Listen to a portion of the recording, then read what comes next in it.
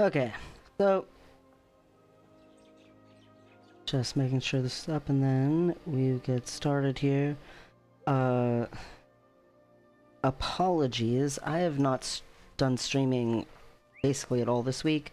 My girlfriend has had the week off from work, and I thought I would still be able to stream at least a little bit each day, but we were all supposed to do something for my brother's birthday, and then my nephews both got sick, and he had to stay home with them while they were home from school, recovering from being sick. So tomorrow we're finally supposed to do something with my brother, but I kind of had everything up in the air, and then my girlfriend's been like randomly, oh hey, I feel like going to brunch today, or you know, stuff like that. Anyway, it's been interesting. So yeah, this might be the only time I stream this week.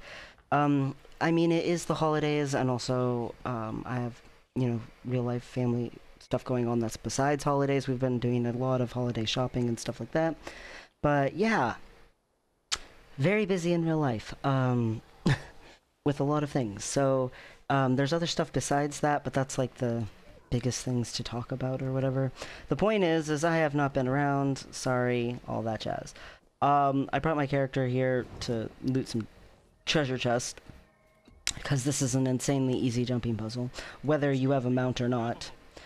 Anyway, so I equipped some unlimited gathering tools on this character because I want to run around and get some stuff on this character, because I have decided, I mentioned it at the end of the last stream, I want to make Eternity. Now, I said something in the last stream that apparently is no longer true. So it used to be, back in the day, before the legendary Armory, that when you wanted to get the achievement Twice Told Legend, which is an achievement for equipping two of the exact same legendary weapon at a time, and then talking to a historian lady.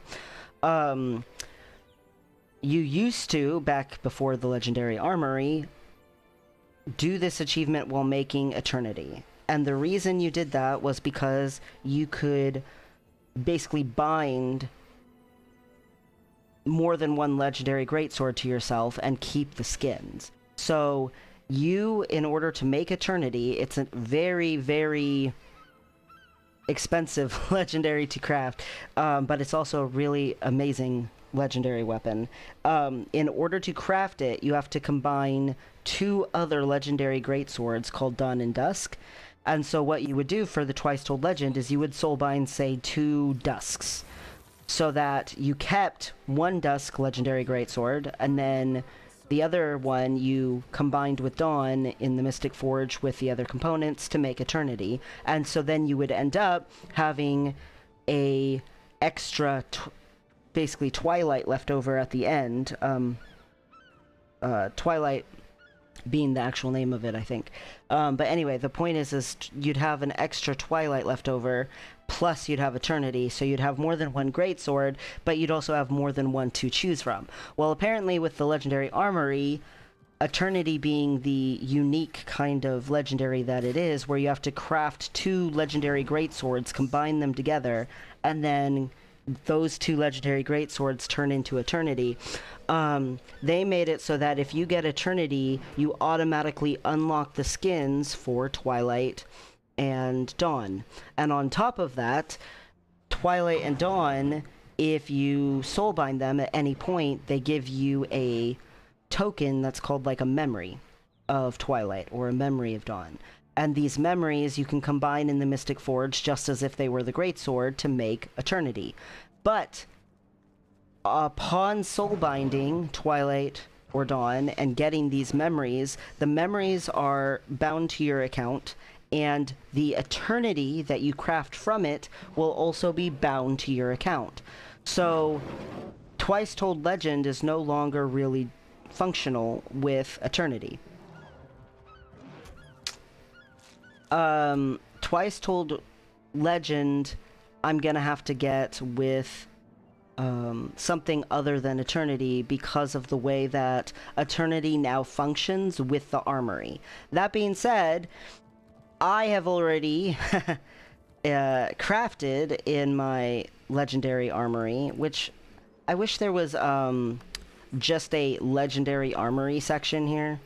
Like, in the wardrobe section, you can only see the legendaries that are actually equipable on your, or equipment section. You can only see the legendaries that are actually equipable on this character, so I can't see all my legendary weapons. Like this, I would have to go to the bank and then go running through all the different things. I wish I just had one section that was specifically just legendaries. That would be convenient. But anyway, the point is I have made some other legendary weapons at this point. If I go to my legendary collections for weapons, which by the way, if you are brand new to crafting a legendary and not just buying it off the trading post, but actually crafting it, what you have to do is get your masteries for Central Tyria on legendary crafting all the way maxed out. So you can go around the world and do the commune with this place of power mastery points. You can do some of the fractal mastery points, the world bosses mastery points. Living World Season 2 has a bunch of Tyria mastery points in it. But the point is you got to get this right here. Once this is all the way maxed out, then you can go here in Lion's Arch in the crafting area. So here's Trader's Forum Waypoint, and here's the crafting area, the starfish building here. These people with the purple weapon symbols, these are the people who teach you how to make legendary weapons, and you can craft once per your account. You can craft a legendary weapon. Now, I went ahead and back in the day, I decided I wanted to be getting credit toward the achievements for all of the legendary weapons that I could learn to craft. So I bought every Volume 1 recipe and unlocked the weapon collection for every single craftable legendary. And that way, while I was actively playing the game doing other things, it would unlock credit toward legendary weapons. So I've already unlocked Volume 1 of quite a few weapons, and then obviously I did 2 and 3, and then for the Heart of Thorns legendaries, I did Part 4 for the ones that I did. So I have crafted Astralaria, and I actually made a guide for crafting Astralaria back in the day. I made Hope, and I did not make a guide for crafting Hope when I crafted it. I crafted Howler, and I did not make a guide for that. I've done Part 1 for the legendary Crichton and the Spear. I think I did a guide for Crichton, but I did not do for the Spear. Part 1 for Kudzu. I don't know if I made guides all the way through for Kudzu. I think about there is where I stopped. I crafted Meteorologicus, but I did not make guides for that. Rodgort, did not make guides for that. Part 1 of the Ravenswood branch, I did make a guide for that back in the day. I made a guide for Bifrost. I think I made a guide for Twilight Part 1, but I don't remember. The point is I have crafted quite a bit of these things. On the other hand, there is something that I crafted that's not in here. The Generation 3 legendaries, and after the first 4 Heart of Thorn Generation 2 legendaries, they stopped putting them in here, and they made them work in a different way. I genuinely enjoy, like, actively enjoy the legendary collections the way that they originally were made, but they were too long, hard, and complicated for the people who were, like, designing all of this stuff, and so they couldn't keep up with it, and they simplified the process and made it pretty much the same for all of the legendary weapons from that point on. So all the Generation 2 legendaries are crafted in almost the exact same way, except for the first 4, and then all of the Generation 3 legendaries are crafted in the same way as each other for the most part. There's a couple of differing components, but the way that they're crafted is pretty similar. So Generation 3, I did make a dagger from that. I've already crafted Astralaria. So those are the 2 main weapons besides a sword that you dual wield. And for Twice Told Legend, you kind of, now that there's the legendary Armory and you can't really do it with Eternity, you want to do Twice Told Legend with a dual wield, which means I'm gonna have to make 2 bolts. because the only thing I don't have is the swords, and that's really sucky for me personally because I don't think Bolt is that amazing of a skin. I wish I could just make 2 Astralarias, in all honesty. I find the Astralaria to be really cool, but that's not going to work. So, because you can only do the legendary crafting collection one time in here. Now, I want to craft Eternity, and in order to craft Eternity, I'm crafting all the way up Sunrise, and I've already started on Dusk. Sunrise and Dusk are the precursors that you make so that you can craft Twilight and Dawn. So Sunrise right here, as I have been passively, like, accumulating credit for it while playing the game, I have gotten this many things done. On top of needing to do the collection, though, and when you get the collection, you get a box from it, and for instance, here is my Chest of the End, which is toward Dusk. So I've already done the first part of this legendary collection at some point for Dusk. I did it. Probably, again, just passively playing the game, getting stuff for it. So I've already got that done. Yay. I gotta finish Sunrise. Yay. Then I have to do Volume 2, which is going to be extremely similar for both of them. And then I have to do Volume 3, which will be more running around achievement collecting. And then I will get both precursors. Then I have to turn both those precursors into legendary greatswords in the Mystic Forge with an excessive amount of stuff. And then I have to combine them together with some other stuff in the Mystic Forge to create Eternity. This entire process is thousands of gold. Like, it's very expensive.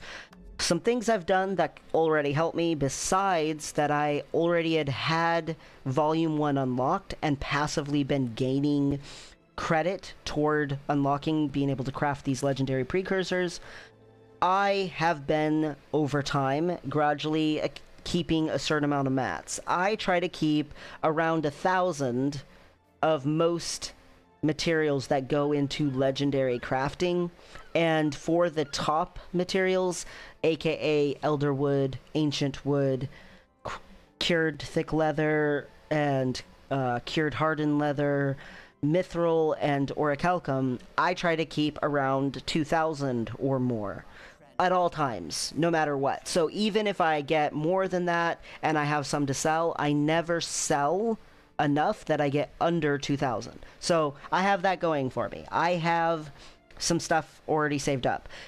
To do this, though, it takes, like, so much mithril that I am, like, 17,000 pieces of mithril behind. Now, on the plus side, even if I don't get up the gumption to go gather all that mithril, which, who can blame me? That's a lot of mithril to go running around to nodes to gather. It's pretty cheap on the trading post, so yay, there's that.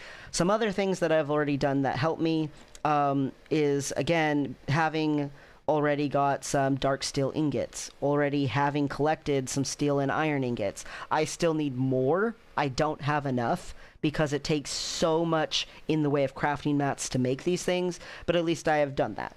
Something else that I have done over time that's good for me is I've kept a bunch of these. I don't have enough of these tier 6 mats, but I'm already more than halfway there, which saves a ton of gold. I also have been saving up some of my volatile magics. I recently spent a bunch of it, so I should have more than this, but at least I didn't spend all of it.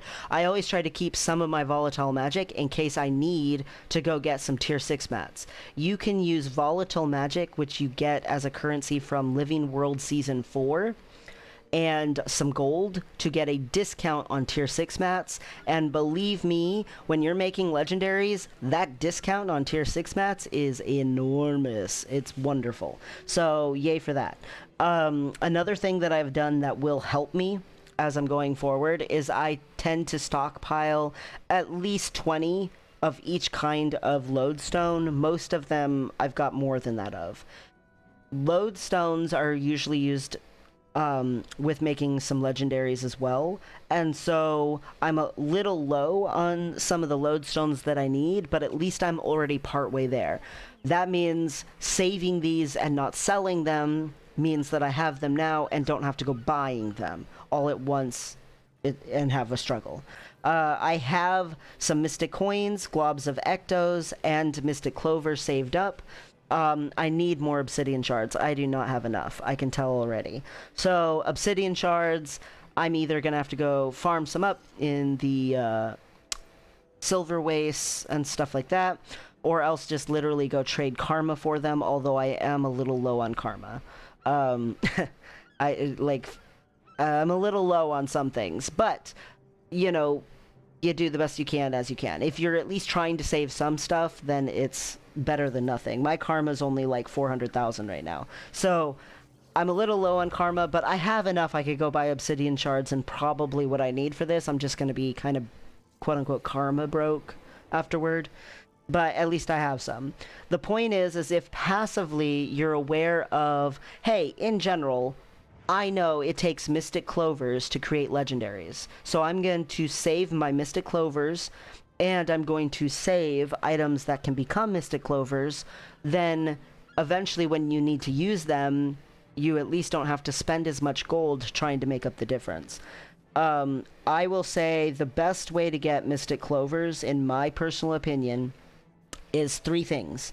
The first thing is do your daily, do your daily, do your daily. If you log in, you don't even have to do these dailies, your little 3 that gives you 2 gold. Oh, you know, that's nice, but you don't have to actually do that. This, log in, and if you log in, eventually you get to your chest of loyalty, and you can choose the legendary crafting materials box, and it will give you some obsidian shards and mystic clovers. It's by far, if you intend to craft legendaries, this right here is the best consistent way to get legendary weapon building materials, or legendary armor building, or legendary any kind of legendaries. It takes mystic clovers pretty much, so you've got to always pretty much be thinking, I need to save my mystic clovers if you want legendary gear. The next thing that you want to do for legendary gear is you want to have reward tracks in World versus World and in PvP. There are reward tracks that give mystic clovers, but they usually only give 2 that are repeatable. There are some that are not repeatable, okay? You have completed them and you can never do it again. But it gives you a bunch of mystic clovers at the end. What's a good one? I think the Warclaw one is an example. The Warclaw reward track, you only do once in World versus World, and it gives you mystic clovers, but you're going to get more than just the typical 2. Something I am not done with is getting some gifts of battle for these here legendaries I've got to craft. Every single generation 1 legendary, and pretty much almost all the legendaries you're going to make, require a gift of battle. And a gift of battle, you got to do this reward track right here in World versus World for it. Thankfully, it does give you 2 mystic clovers and some obsidian shards. It's not bad to do.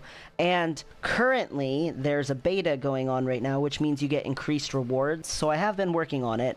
I finished an entire other reward track first that I really wanted to finish. Just because I like being a completionist, and I have every single reward track finished. So now they're all just repeatable. And then I started working on this one. So I am partway into the first gift of battle that I will need, but I need 2 because I'm making 2 legendary greatswords.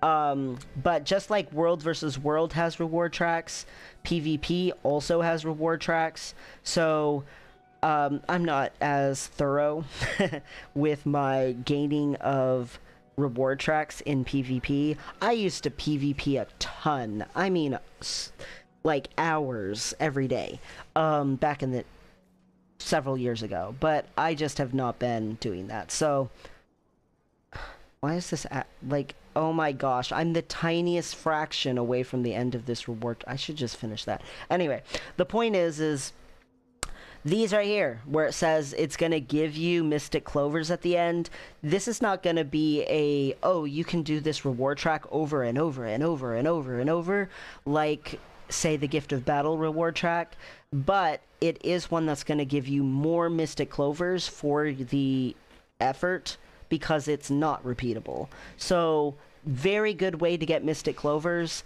is doing reward tracks, in my opinion, for PvP and World versus World. The last way you get your Mystic Clovers is the most expensive and most common and most tedious way, is you get yourself the recipe for them to have a chance to drop in the Mystic Forge right here, and you make them.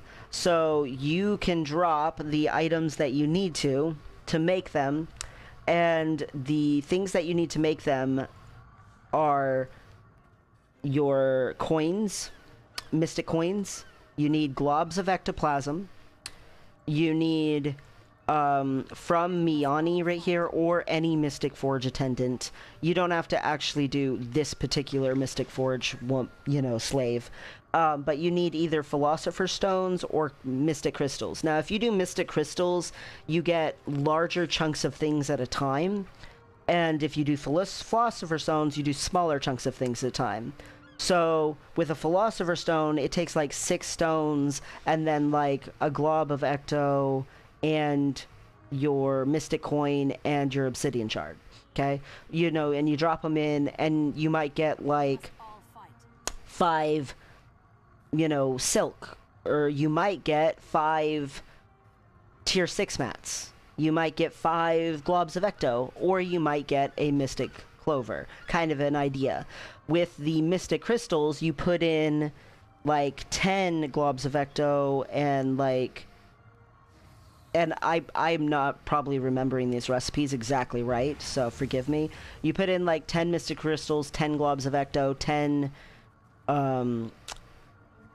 Mystic Coins, and 10 Obsidian Shards, and then you get like back like, say, 10, you know, ancient wood planks, or you get back like 10 tier 6 mats, or 10, you know, whatever. But you also can get back 10 Mystic Clovers. Now, both of these recipes have a chance to do better, and I think 5 is the better for the Philosopher's Stones one. I think you usually get back like 1 or 2 things, or you can get back 5, and with the Mystic Crystals, you can sometimes get back 25.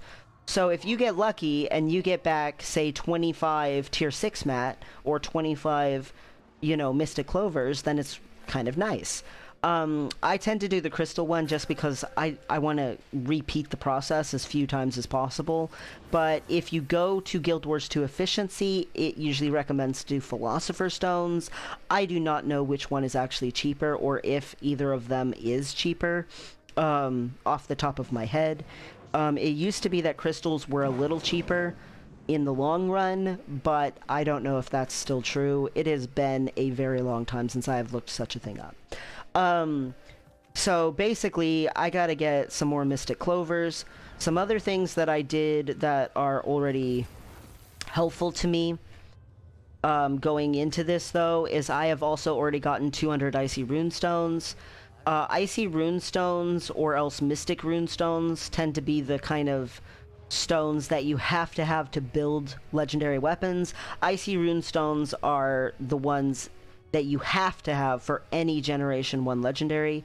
And so in Frost Gorge Sound, way up here, you have this area where you fight the Claw of Jormag, the world boss, on this hill right here. The closest waypoint is Earthshake Waypoint. Well, when you're not fighting that boss, there's a little guy here who sells Mystic Runestones and recipes for, like, stuff you can craft with them. So you just have to buy them for 1 gold each. There is no way to change that or make that different. You have to have it.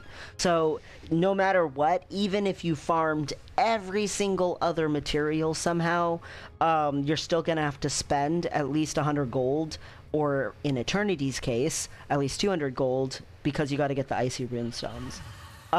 Some other things that I've gathered that are helpful to me is I have crafted quite a few of the materials, so I don't have to buy them on the trading post, because I tend to make, not every day, but more days than not, my daily crafting item.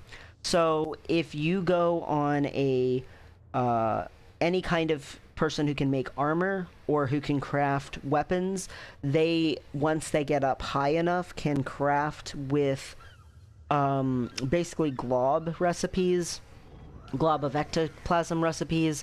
They can craft a daily cooldown of, you can only craft 1 in a day, special items that are used for making ascended gear and legendary gear.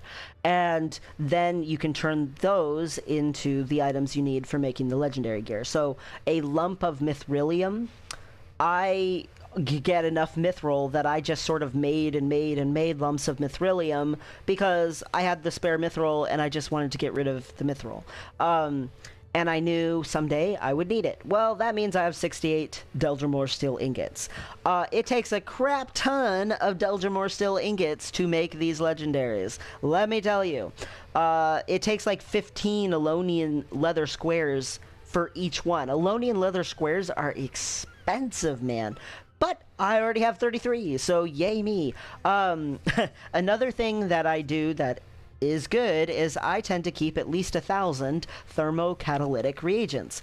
I need to still buy like another 900 and something, I think, probably, to make these legendaries, so I'm gonna have to get more, but at least I keep enough on hand that I'm not making a giant drop of my gold currency all at once. I have some stockpiled. So any station attendant, whoops, I don't want to actually do the station, I want to talk to the person. So any of these master people, when you go for supplies, one of the things that they offer are thermocatalytic reagents. You do have to buy these. These are something that you purchase, so you got to save up some gold for those too. You can't just go farm those out in like a gathering node in the world or something. But yeah, so I've done those things. That's helpful. That's great. I already had the weapons thing unlocked. I already have been stockpiling some materials that generally are used in legendary crafting. I have a couple of other things already. So on this character, because he was a new character and I made him from scratch, made him specifically to just go do content from scratch, because I had not done like so much of the content in the game in so many years that I could barely even remember it. And I was like, I want to change that. So I made this character, made him, and did the personal story with him, did Living World Season 1 entirely with him, did Living World Season 2 entirely with him, did Heart of Thorns entirely with him, Living World Season 3 completely, and Path of Fire completely, all of it entirely done with him. And that's where I am in the story and map completion with this guy. I have fully map completed and fully done story. I did not do every ounce of content. There's several world bosses that I did not do. I only did story mode for dungeons, and I did not do 3 of the dungeons, even the story modes for them. I have only done like 2 fractals on him. So no strike missions, no raids, no, like, so much content. I've only done like probably like 5 adventures on him. Like, I'm really behind on certain types of content with this guy, but as far as map completion and as far as story goes, I've been really pushing through content with him. Doing that means I have gifts from map completion, and for making Generation 1 legendaries, you have to have gifts of exploration. When you fully map complete the world, and this little thing right here says 100%, it's not talking about every zone that's in existence. For instance, there's maps up here, like, that are part of Living World Season 5, aka Icebrood Saga, that I have never been to, never done on this character, you know, that never even touched. But base game Tyria is what this thing means, and base game Tyria I have fully map completed, and I did that just because I was gonna be playing him and doing that anyway. So because of that, I have these in my bank. I have my gifts of exploration, and I can use one for each legendary, which means one for Twilight, one for Dawn. Hey, yay, that's done, because that's very time consuming to get your gifts of exploration. It takes a very long time to do that. A couple of other things that are helpful that I've already done toward making these legendaries and getting them going. I already have 500 weaponsmithing. I got 500 weaponsmithing actually when I crafted Astralaria. So yay, I already have that. Don't have to worry about it. That's good to go. I know how to make my recipes and stuff. And another thing I've already done is I've crafted other legendaries. I'm prepared. It's not like I've never done this before. I have never done 2 legendaries at the exact same time that I'm then going to throw away to make a ultimate legendary, but I'll get all the skins for. I've never done that, but whatever. And I also have been saving up gold. So I have over 1,000 gold to put toward making this legendary, and I'm probably gonna have to spend at least like 300, 800, I don't even know, of it to make the both the legendaries and then turn them into, again, the ultimate legendary. So yeah, there's a lot that I have to do. But the first thing that I have to actually do, now that I've explained all of this stuff, is I need to finish this legendary weapon collection for Sunrise. Because then I can start doing my first volume. It will be finished for both Dusk and Sunrise, because I'm trying to keep them going at the same time, and then I'll get them both at the same time, and then I can not get lost basically in the process. I don't want to like get to part 3 of Dusk and still be on like part 1 and point 1 of Sunrise. Like, I don't want to confuse myself, so I do want to do each section at the same time as each other for these things, which means I need to finish Sunrise. So I guess just for anybody who might want to do it, Twilight 1, the experimental sword. Let's see what I even did to have finished this. I don't even know when I finished this. It was probably years ago. Let's see. Hint, a gift from the ghost of Elise after helping Fen visit her grave in the caverns in Harathi Hinterland. I do not remember this at all. There's an event where you help a ghost go into the Bone Rattler caverns. You know what I think this actually is? I think this might be the thing with the giant. So in Harathi Hinterlands, here's the Bone Rattler Caves. I am correct. So in the Bone Rattler Caverns, up in this corner up here, if you come down in here, there's like a... Most of these caverns are like, look like a cavern and have like, you know, spiders and stuff like that in it. But there's a little area that has like this glowing set of trees and stuff like that. And there's an event where you help a giant get in there and pay like respects. And I'm pretty positive that's what that is that event that's in this corner over here. So don't enter the Bone Rattle Caverns over here or in here. Enter the Bone Rattle Caverns over in this corner. For that one. Okay, I remember what that is. Let's see. What else did I do for that?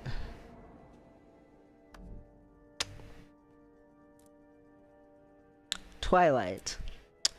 Cleanse the Cathedral of Zephyrs in Melkor's Leap and loot this from the chest. That is very, very simple. Are there any more that are like that? Visit the Vizier's Tower and loot the chest there. That one's in the same kind of area. 1 second.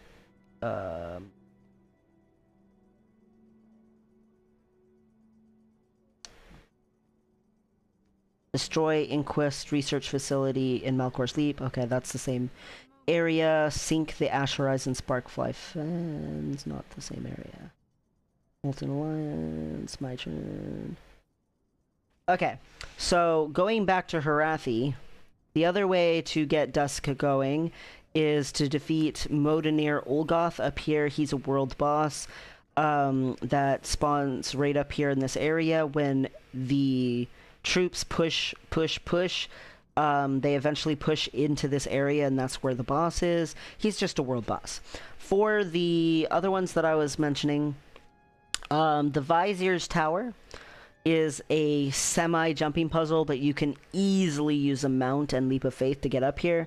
But it's this thing right here, where you climb up here to get the hero point. So up there is also a little chest, and you just loot it, and that's it. That's all you gotta do. So that is by Lone Post Waypoint. That's in the Straits of Devastation. Malcor's Leap is this zone right here. And in Melkor's Leap, it wants you to take over this place. The closest waypoint looks like it's this one, but it's actually this one. This one's almost never available. It's almost always contested. The real one is Murmur Waypoint, and then right here on this little piece of green will be some guys who crashed, and then if you see them there, you can help escort them inside, and there's an underwater tunnel like right here. If they're not there, then you have to go through this underwater tunnel into here and catch up with them and figure out where they are and help them fight stuff. But basically they take over this whole place. That's how you do that. For the Cathedral of Zephyrs, it's this one right here, the Temple of Dwayna. So basically an event will pop up. Right now it's not contested. It's taken over by the Pact troops, which is a good thing. We want the Pact to be in control. But it does mean that you gotta wait, and I think it's every 2 hours. The undead try to retake it over and a boss person appears. If you kill that, it also counts. But if it's not controlled by the Pact, eventually there'll be an option to help Malcor, and you have to do an escort thing with him out like this and then back up into here.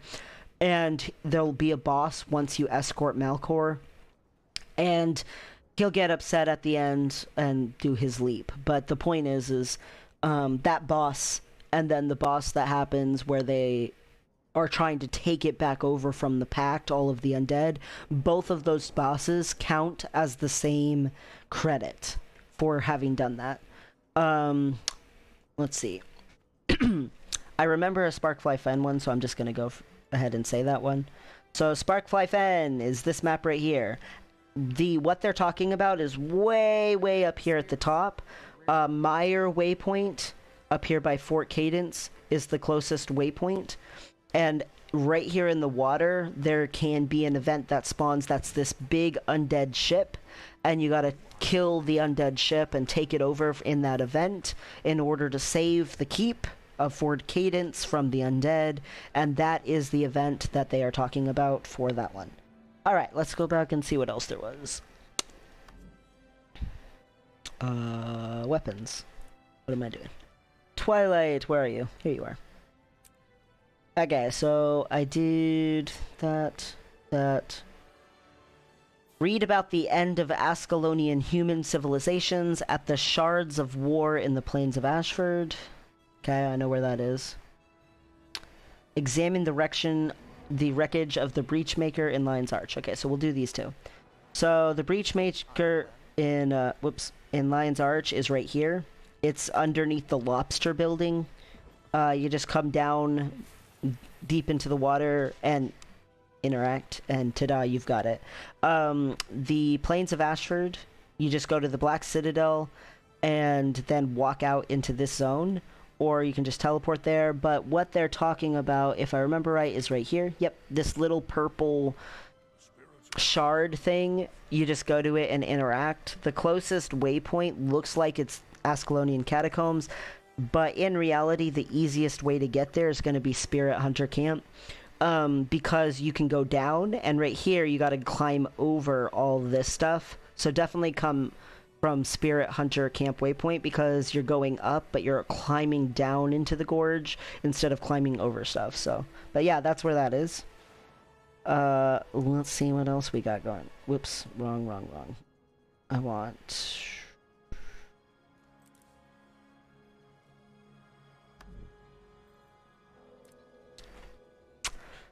Doot. Okay. Examine the direction of the clock. Okay. Clockwork Marionette. I definitely know where that is. Meltdown of the Thaumanova reactor in Fractals of the Mist. That's just do the fractal. I think there was another... Yes, this fractal. Mitrin fractal. So Mitrin fractal... Thaumanova fractal, and Molten Alliance fractal. Okay, that's Kessex. That one I already explained. That one I already explained. Tida Covington. So I'll finish up with the Kessex Hills ones. So at the end. So for right now, the Marionette wreckage is right here, where this vista is. So just go there and interact. This big part here, False River Waypoint, just come like this and come in here where the vista is, and that's where you interact with that. The Fractals of the Mist you can enter right here, even if you don't have a Mistlock Sanctuary key. Just go to Fort Mariner Waypoint. I'll go there, that's fine. And then so Fractals, so Fractals is this one right here that's up on this little ramp. So you just come up here and you pick the fractal you need. You get credit no matter what rank you do of it. So the lowest, easiest ones are the tier 1 ones. And you just need Molten Alliance. So you want to do Molten Alliance. You want to do Mitrin. Captain Boss, Mitrin. I guess the lowest one is 18. Wow. And then... what was the other one? I think Volcanic? I don't remember what the other one was. 1 second. There were 3 of them. Mitrin, Molten Alliance leaders. That's Kessex Hills. Tida Covington, I'll say in a second. Thaumanova reactor. That's what it was. I knew that didn't sound right. Thaumanova reactor. So Thaumanova reactor looks like 15 is the lowest one you can do for that. So yeah, you just come do the fractals, get together with a couple of folks. But in tier 1 fractals, you shouldn't really need agony resistance. So if you're like, oh my gosh, this seems like horrible, don't worry. It's you don't have to actually do the scaled up super hard versions of it. You can if you already were going to do that anyway, and that's fun for you. But if it's like daunting, don't worry about it. Bloodtide Coast is the zone south of Lion's Arch, and Tida Covington is a world boss that spawns right here on Laughing Gull Island. Laughing Gull Waypoint is the waypoint, and the fight starts over here. And they break into the pirate camp area, and then you chase her around throughout her whole thing, and then eventually kill her. Just kill her and loot the chest. Easy peasy. Alright, what's the 2 Kessex Hills ones? Because I haven't really paid attention to those. I like to do things together, if I can. So let's see, Kessex Hills. Okay. Toxic Alchemist in Kessex Hills, and loot from her corpse.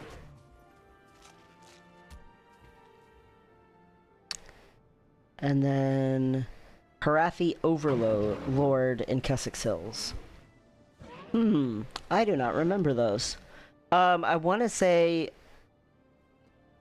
whoops, I went too far.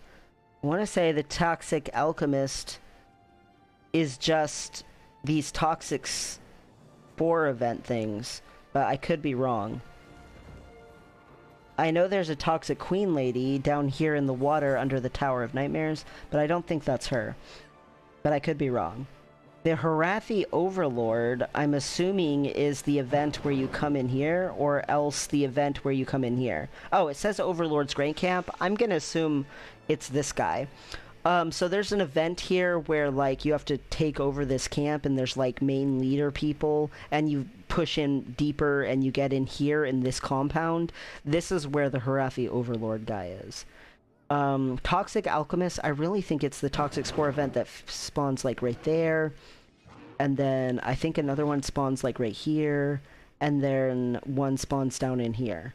And they basically are like, you know, save the prisoner people and then take out the toxic, like, spore plant. I'm pretty sure that's what that is, what that means. Anyway, so that's how we do that. Okay, let's look at what I've already done for Sunrise. Oh my gosh, why do I keep hitting this game? Apparently I have some sort of a habit there that I'm not understanding. Okay, Sunrise. Let's see. First, help the Char reclaim their homeland in the urban battlegrounds fractal. Well, same thing. You just go to the fractals and do that fractal. It's super easy fractal. Let's see. Loot from a chest after defeating Tequatl the Sunless. That's easy. Volcanic fractal. Okay, here's another fractal. Let me find the fractals and just clear them out. So battleground, urban battleground fractal. Do volcanic fractal.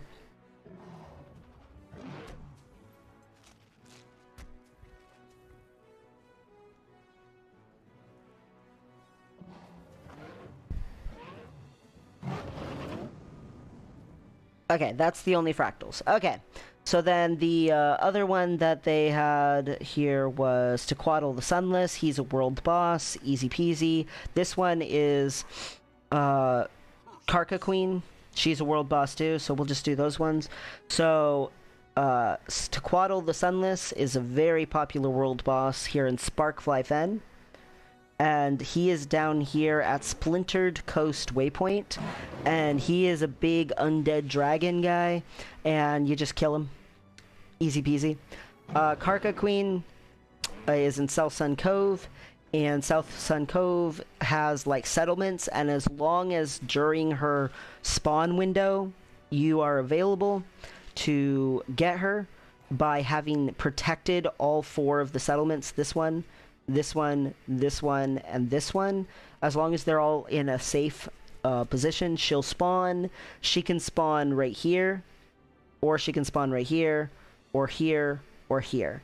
So you just go to whichever spot she spawned at and kill her. She does die decently fast, so make sure you try to get to her as quickly as you can when she spawns. She is not the slowest dyer. Legendary weapons. Okay, what's this one?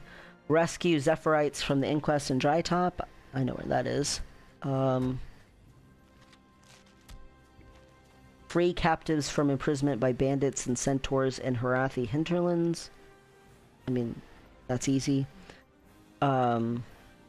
Free Skrit enslaved by the Nightmare Court at Zinder Slope in Brisbane Wildlands.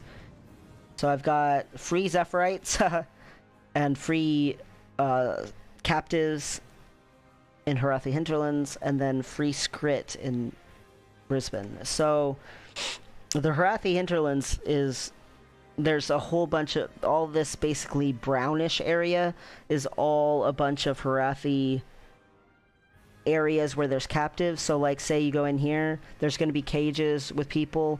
I would say the best place to do this though would probably be right here at this Blackhold mine camp. This place right here, there's like captive slaves, and you can just like do a little channel and they just break free. Like this is definitely where I would go to do that. For the Drytop one, you go to this zone right here, Drytop, and when you very first come to Prosperity Waypoint, just go over here. There's an event that spawns like right here and will let you into this cave, and this is where the Inquest are, and you free Zephyrite by defeating the Inquest and then getting through with the crystals, the barriers that they've made. So say fire crystal, use it to zoom through the fire wall, stuff like that. For the other captives that we freed, the Skrit in Brisbane Wildlands, in Zinder Slope, you come in here to Joy's End. So the closest waypoint is Watchful Source waypoint. It's down here in this bottom corner of the whole map, and there's this area in here, and you just come into this Joy's End area and try to free Skrit. If I remember correctly, this is where you do that. Let's see. Poop. Legendary. Oops. Weapons collection. Let's see. Explain that. Explain that. Help Hylic defend Zintel Holy Grounds and Sparkfly Fen. Okay. Defend Lorner's Pass from insurgents of steam creatures. Okay. Shadow Behemoth. He's easy as pie. Help aid a Dredge rebellion in Frostgorge Sound. Okay. And those are the only ones I didn't explain yet, right? Yes. That were ones I haven't done. Or that I've already done. Whoops, I said that wrong. Out of the ones I've already done, those are the only ones I haven't explained yet. So, Hylic, Zintel Holy Grounds and Sparkfly Fen, Lorner's Pass, Insurgents of Steam Creatures, Shadow Behemoth, and Frostgorge Sound Dredge. Okay, so Frostgorge Sound Dredge, we'll start with that one because it's on my mind at the moment, but in Frostgorge Sound, there's this waypoint, if you have it, Groznev, but if you've never been down into this giant thing here, like this is a massive thing, the Boar Lynch down here, this whole big giant cave system is just filled with Dredge, and you're trying to help them basically get free from the hive mind and become their own people. Anyway, Blue Ice Shining Waypoint just come south of it if you've never gotten down in here before, but down in here is what they're talking about. Come down in here and help them. Just to stop the steam creatures in Lorner's Pass, you come over here in this area right here. So the steam creatures all are in here, and there's even an event that spawns in here by the Lake of Lamentation, just a little further south of it. Steam Mecha Gate, just this whole area is all steam creatures. Lamentation Waypoint is the closest waypoint to that. Helping in Sparkfly Fen, the Zintel Holy Grounds. I'm pretty positive is this thing here. I could be wrong, but if I remember correctly, this is what they're talking about. Zintel Holy Grounds Waypoint. Okay, I remembered that correctly. Is the closest waypoint. There's a big event that happens here where the undead try to take over this frog village. You just come save them and help them here. And then Shadow Behemoth, he is a world boss, and he spawns in Queensdale in the God's Lust Swamp. He spawns right here by this Deathroot Shack right here in this water here. So, Finny Waypoint is pretty close. Swamp Lost Haven Waypoint is pretty close. But, yeah, you just come right in here and kill the world boss when he's up. Alright! Finally, we can get to stuff that I haven't done yet. Okay, let's see. I have not defended or freed Quaggins of Sauger sort from crate slavers in Caledon Forest. Okay, somehow when I explored Caledon Forest and did all the hearts, I did not free a Quaggin.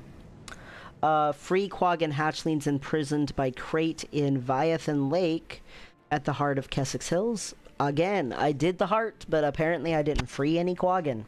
Apparently I'm not big on freeing Quaggin. I don't know if I have a secret bias about them or what, but apparently I have not been freeing Quaggin. Defend or free villagers of Hellcore Meadows from Harpy captivity in the Fields of Ruin. I remember this. The event was like there or something like that, and I finished my heart. I started to go toward it, And then I finished the heart and I was like, oh, well, screw this. I guess I'm leaving. And I was like, sorry, guys, bye, leaving. And and apparently I should have stayed and done that event because I would have gotten credit. I remember that in Fields of Ruin when I was doing map completion on this character. So that's funny. Help defend the Steel Eye Span when it's being attacked by branded creatures. Steel Eye Span when it's being attacked by branded creatures. Is that in, like, Iron Marches? I'm trying to remember where that is.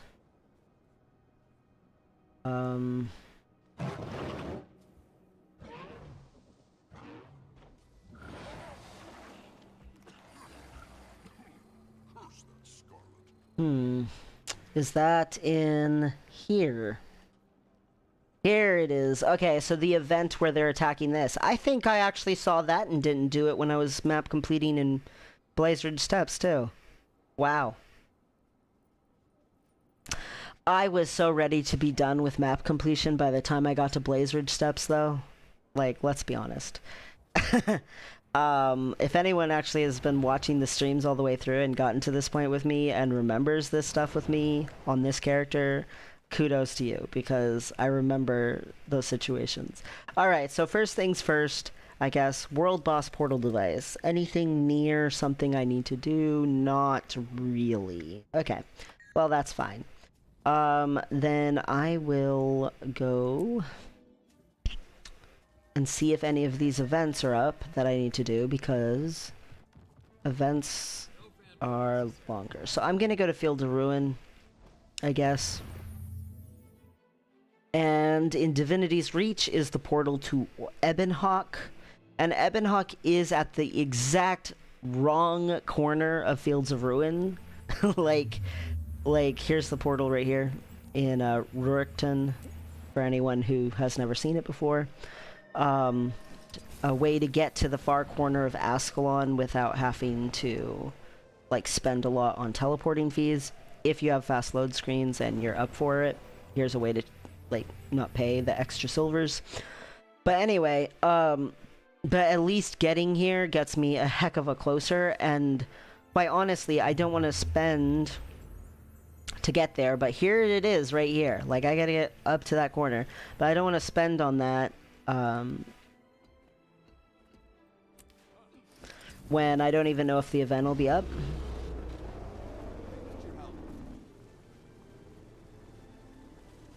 I am gonna roller beetle it.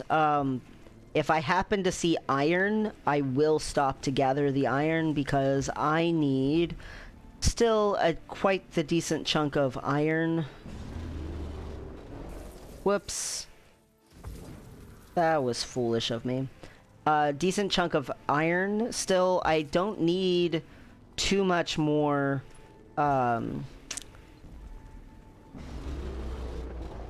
platinum, but I do need a crap ton. I mean, thousands and thousands more mithril. I think I only need like 200 more platinum and like 400 or 500 more iron. Whoops, I am going too far in the middle. Whoa, whoa, whoa, whoa. Too far in the middle. Alright, Harpies. You do not have an event right now, but you do have some ore in here. Whoops. Whoops, whoops, whoops, whoops. Let's... Oh, not my novelties. My sky scale. Okay. Yes, there is iron. I was gonna say, let's see if any of it's iron. So I need the event to spawn. That is for right here in order to save the villagers. That is gold ore. Don't care about that. What's this ore in here? Iron! Yes! But yeah, it takes a ton of crafting materials to make legendary weapons, and especially the bigger the legendary weapon is. So the most crafting mats to craft a legendary weapon will always be for a legendary weapon that is a two-hander. So for instance, a greatsword. Then it's a one-hand main weapon, will take the second most materials, and then the third most crafting materials will be for an offhand, and then the least amount of crafting materials is for underwater weapons, but underwater weapons are still pretty expensive to craft. You only do it because you have fun with it, not because it's cheaper. It is actually cheaper to buy the precursor for an underwater weapon than to craft it. I'm gonna, I guess, look around for some iron ore while I give a couple of minutes to see if this event will spawn on. But, this is not iron ore, but whatever.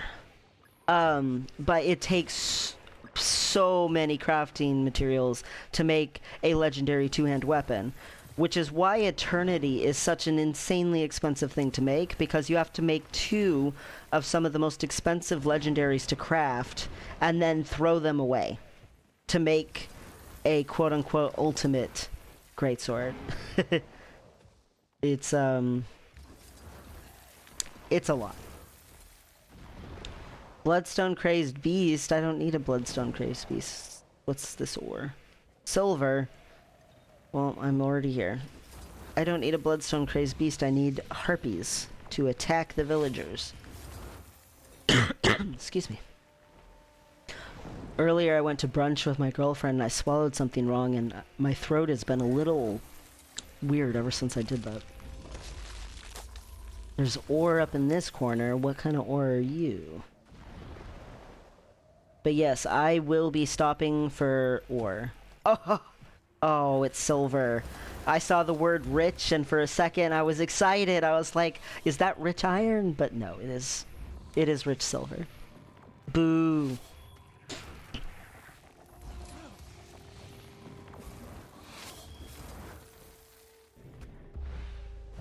Well, so I always have a dilemma with these event spawning ones. Like, the ones where all I have to do is go and free some quaggin, that's gonna be simple because I just gotta show up.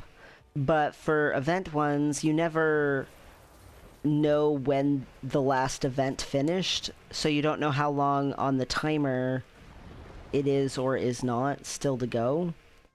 And, yeah, it's always like, should I leave or is it gonna spawn the second I leave? Should I just wait? Kind of a thing with event spawning ones. And I have 2! I have this one and the Blazeridge Steps one that are event based. I wish I knew if there was a way to like force this event to happen. I could look it up. But I try not to look up things unless I really am like struggling. And I haven't been here long enough to say I'm like really struggling.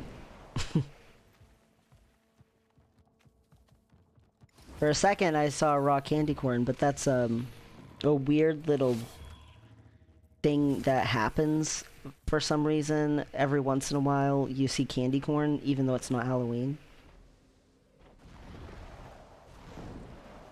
That's silver. Maybe if I do this event, because this is a nearby event, so maybe if I turn in a ton of griffin feathers.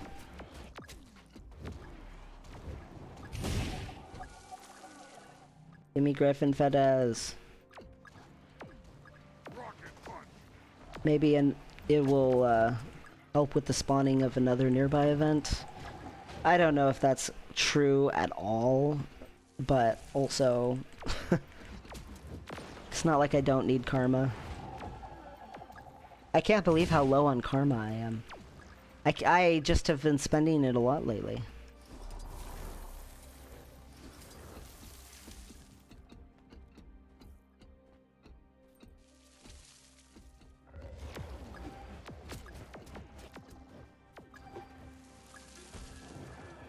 Okay, let's see how many feathers this is. Hey, buddy, you like these feathers? That's only halfway? Oh my gosh. You're a greedy little punk. You are a greedy, greedy punk. I guess I'll come kill all the stuff in this corner and get this silver.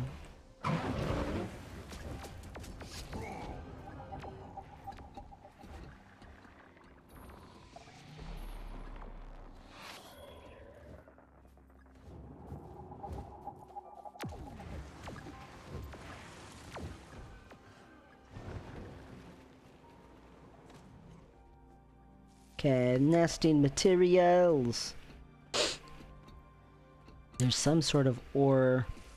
It looks like up and not in. So what are you? Are you iron? No, you're silver. Why is there so much silver ore? I don't need silver ore. Silver ore is not important to me.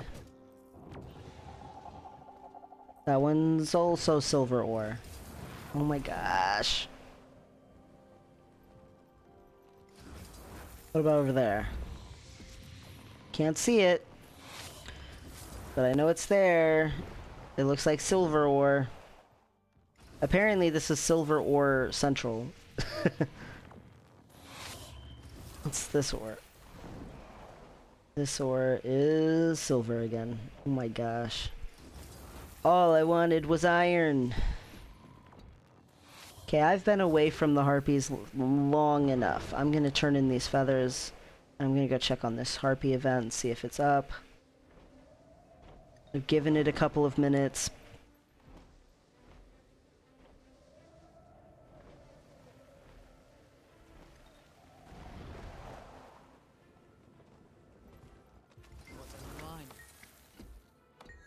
Wow. He really likes griffin feathers. And no harpy event. I just want to free the villagers. Back to giving more feathers to this loser. 17 is not enough for you, buddy?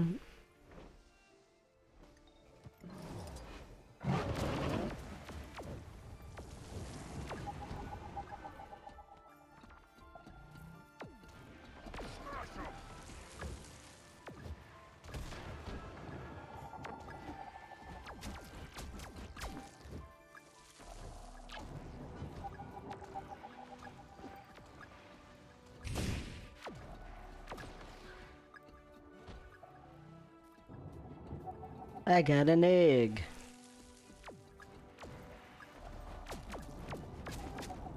Yay me. Of course, the first thing I chose to actually do toward getting sunrise isn't spawning. Ooh. When I used to make guides, I would sometimes wait around for like a couple of hours for something, and then I would just record for like, you know, 15 seconds or 30 seconds of doing it and be like, okay, cool. This is the first time doing legendary stuff while streaming instead of just like making a quick little recording and then moving on. Where is this? Oh, it's iron and not silver. Give it to my holiday punk. My little holiday boy, he wants it.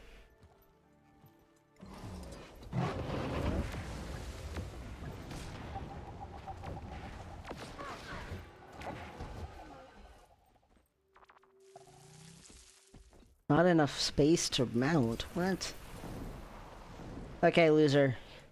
Come on, tell me this is good. Yes. Okay. So 1 minute and 35 seconds and that loser will go away, and then maybe these harpies will be my friend. Is there some way I can get them to steal people? Like, get them mad?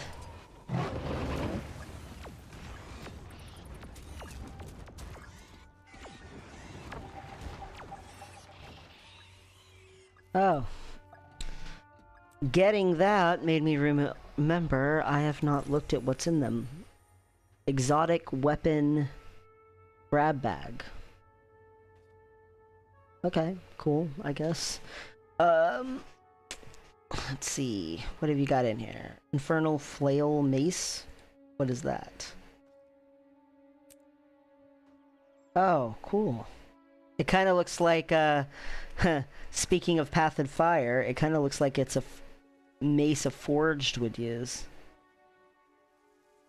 I like how it's like 3 skull heads like put together. That's kind of nifty. I can't see it because I've got this cloak thing on, but I'm sure it's nifty enough. What's these weapons look like? Poison weapons.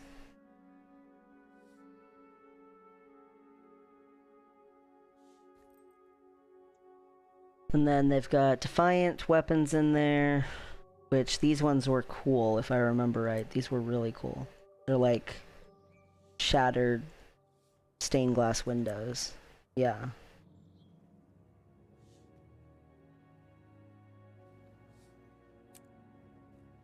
Yeah, these are cool weapons. Yeah, maybe I should spend some Black Lion chest keys. There's some nifty stuff in here.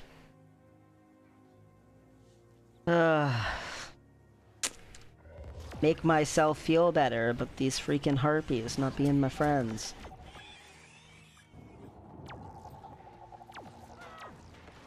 Where's your dumb event?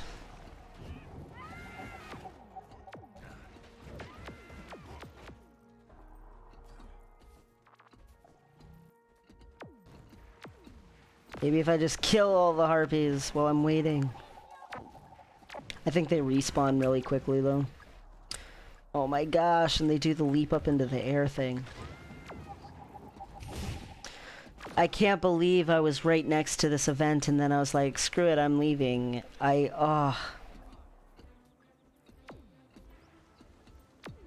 Can't even believe it. There's ore up here. Oh, it's gold. Boo, gold.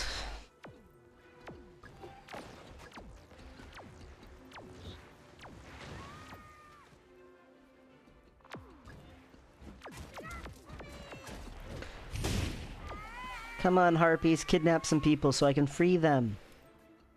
I just need to be a hero.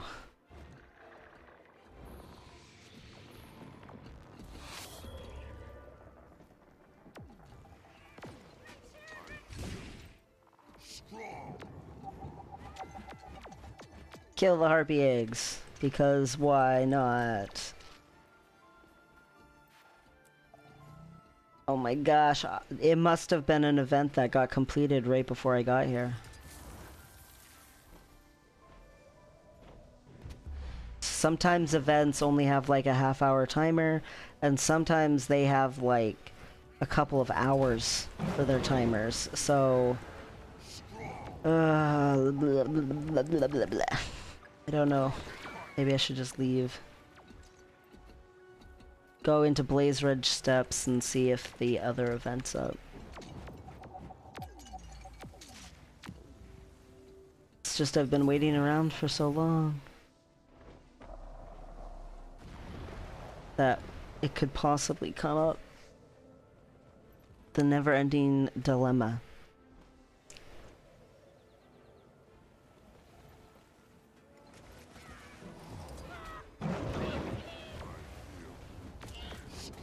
Why are you trying to kill these cows, yo? They're just brown cows. Hello, irate bull. I rate you, bully.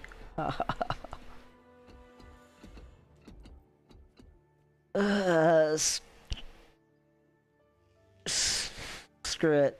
The things that you do when you're bored waiting for an event is you waste keys, apparently. Let's see what I get. You can never have too much treasure. Boo transmutation shards. Like, that's the worst possible thing you can get, it seems like.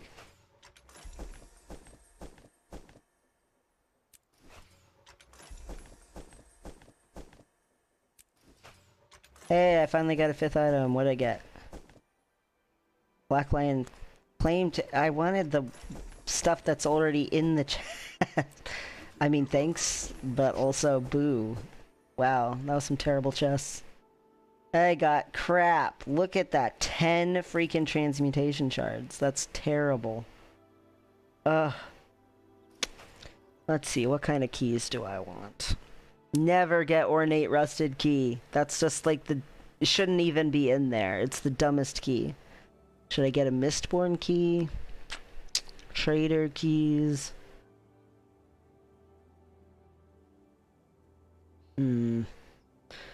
Most of these keys are pretty easy to get. It's gonna be...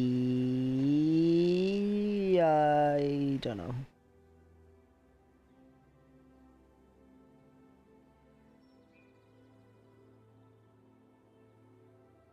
I think I'm pretty low on Zephyrite lockpicks, but they're also not that hard to get. I only have 32. Oh, I only have 42 of those. I don't know.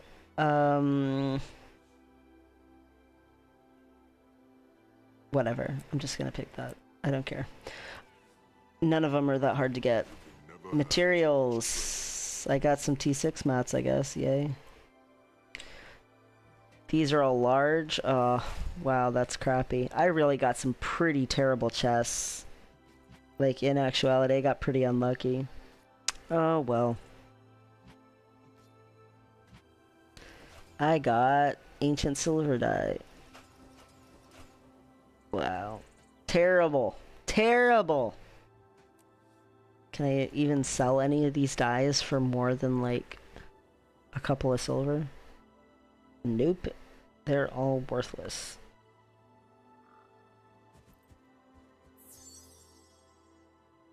Very worthless. Whoops, I did not mean to hit incandescent dust. I need that for making legendaries.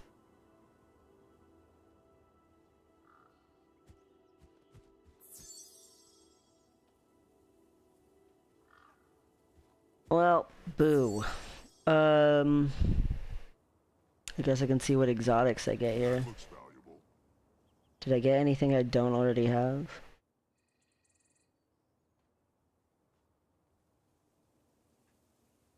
One. One single one. Okay, how much is that worth?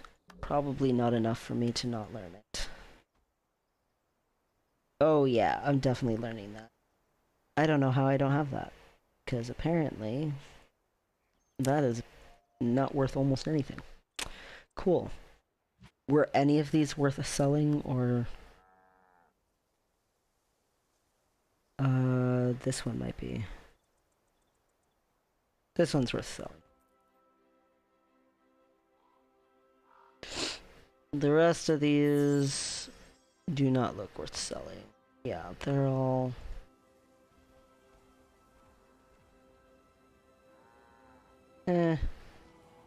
I'll sell that one.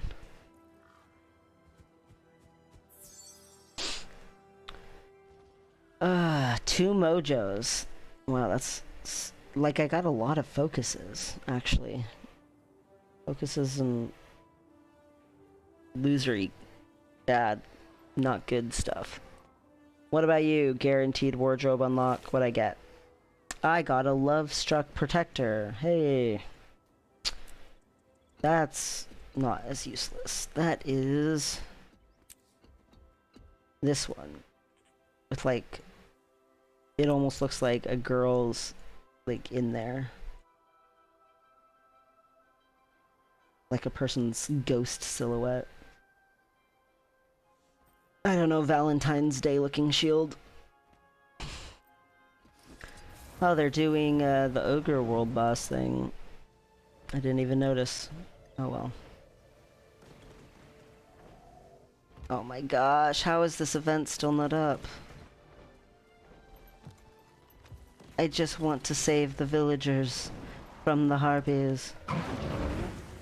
I've been here so long, the iron's respawning. Wow. Okay, I'm gonna have to look up if I can spawn this event.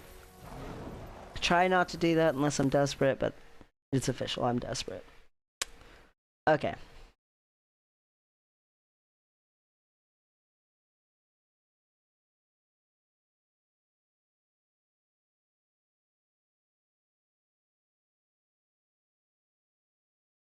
Um...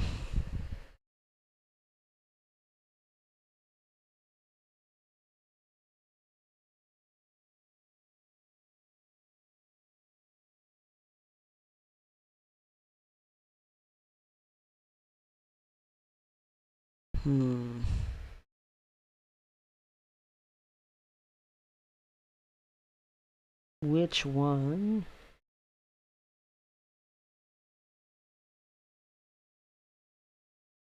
Do I want?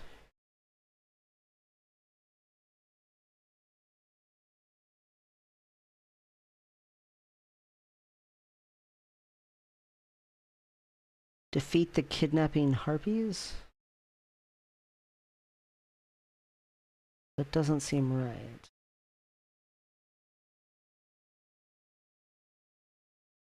Alcor Meadows. Is that where I am? No, Tanglerat Hills is where I am. Oh, that's here. Okay, now I'm... Is that... Am I at the right place? I should look up the event. Quaggins, Steel Iceman, okay. Halcor Meadows. I am not in the right spot. Oh my gosh. Well, no wonder I was having problems. Oh my god. Wait, how did I not get this then? Okay, where's the harpies here?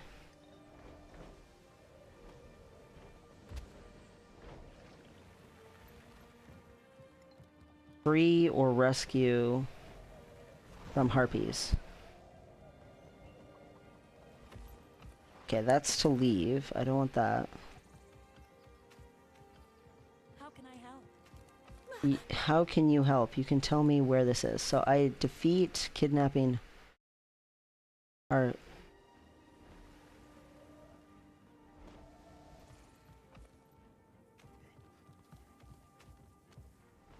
Okay, it is an event still. Oh wait, I saw a kidnapper thing. What was that?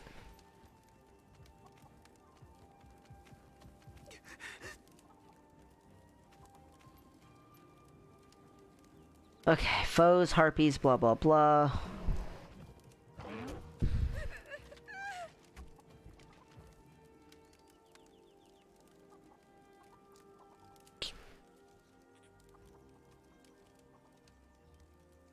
I mean, I'm definitely at the right place. A harpy. Whoa. She got away. Really fast. How do I save them, though? How do you start the event? It just says it occurs. Can't believe I was waiting in the... Oh my gosh, yes! Harpies! I'm here.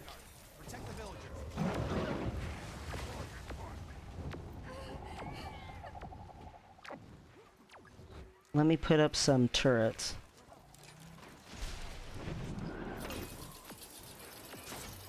Rescue the villagers!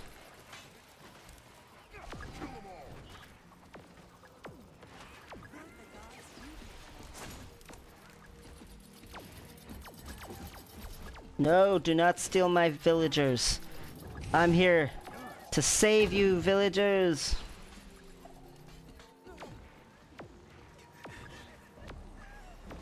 Got your backs. Don't stress.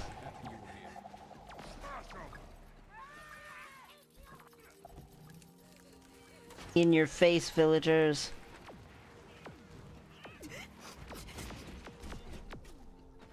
Can't live without me.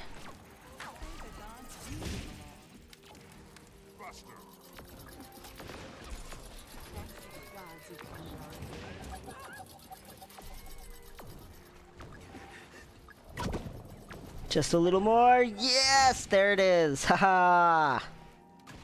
In your face, stinking harpies. Okay, up into Blaze Ridge Steps we go.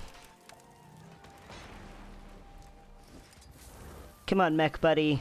We are done with this place. Screw them. They didn't even give me very much iron while I waited.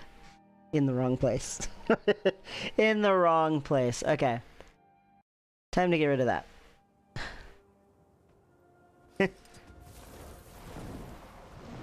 Alright, Steel Eye Span thing is this thing right here. It is contested. That's a good sign. Let's as much as I want. Oh, that's iron too. Freaking A. But I don't want to wait around for forever again. It is contested. Contested means let's go and hope that that event is up.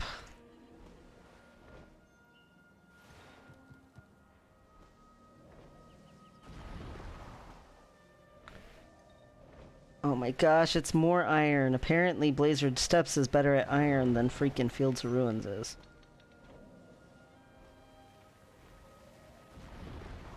Okay, I'm here.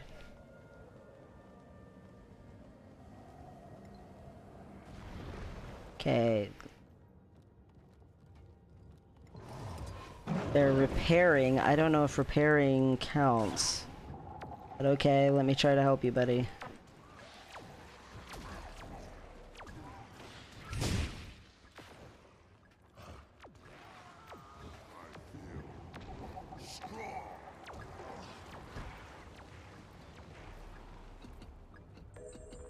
Yes, it does count. Yes. Rawr. Alright. Awesome. Progress. Making headway. Can't believe I waited so long in the wrong location. For the wrong event. Oh well. It's all stuff that works out anyway. Where's that iron?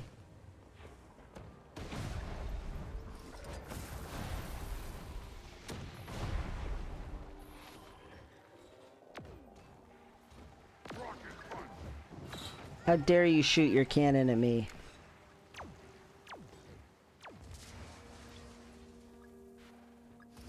Alright, let's get out of here. Did it do that? Okay. I know there was some more iron somewhere over here. Give me iron! Oh, this is gold. Could have it's somewhere along this river. I swear there was iron.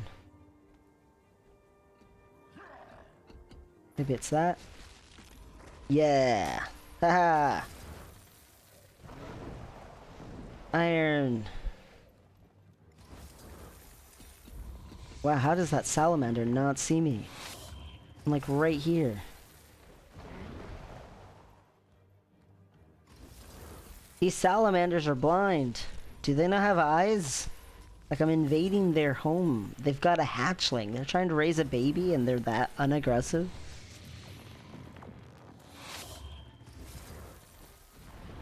Doesn't seem like the best plan, but that's just me.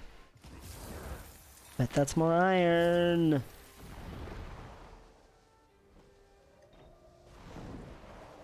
Okay, you're gonna be a little... No, you're not. That more... Oh my gosh, that is more.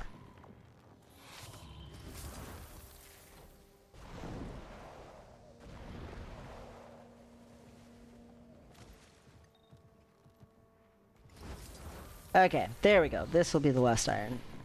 Alright, let's see. I need... I need Caledon Forest. And I need... Where? I do not remember where the other place is. I need a free Quaggin. Where do I save the Quaggins? Caledon Forest in Sort and Kessex Hills. Okay. So, Metric Province is the closest to both of those. What? Where did it go? Alright, let's go! Whew.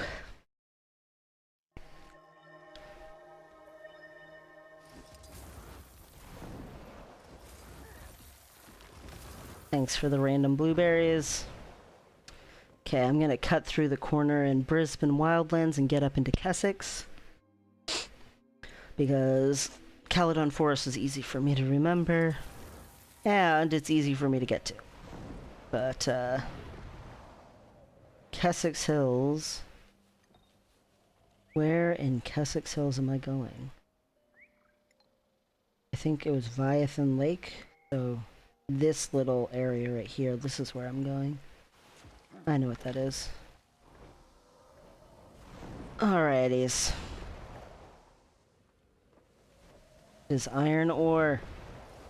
Give me.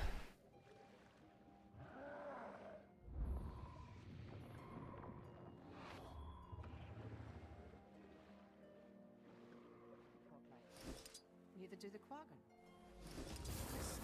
More iron ore. Woot. Back away from the water. Something's hunting us. I can't see. Did it attack them? I know what that event is. I know what the unseen hunter is, too. Whoa, you No! How is it spotting us?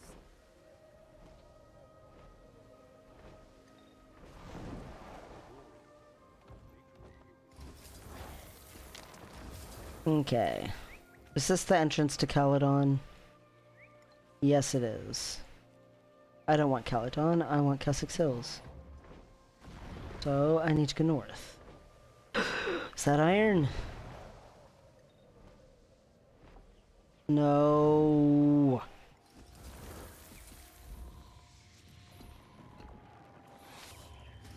You and your silver.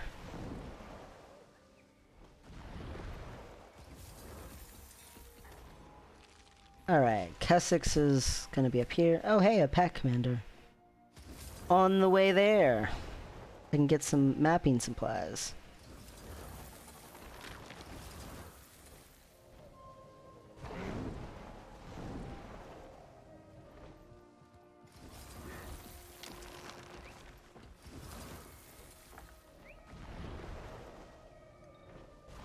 Packed mapping supplies is always a good thing to snag. Although I'm a little low on that silver, I'm not gonna stop and fight all that crap for silver. Silver isn't even worth a silver, just like gold's not even worth a gold.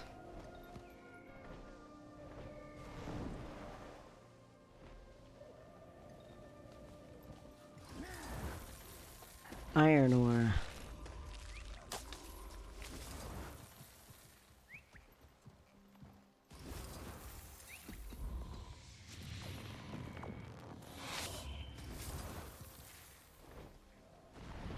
Alright, give me packed mapping supplies. There you are. Scout mapping materials, thank you. Wow, this camp has a lot of onions around it.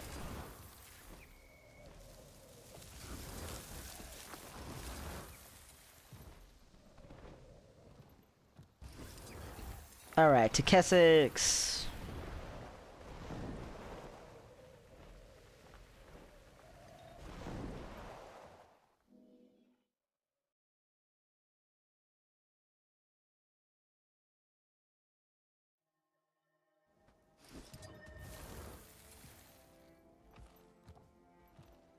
Sometimes there's an ore node in this camp right here. Oh! Hey! Hey!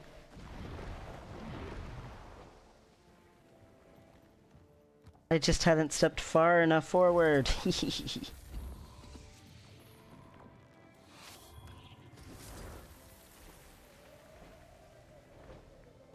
Okay.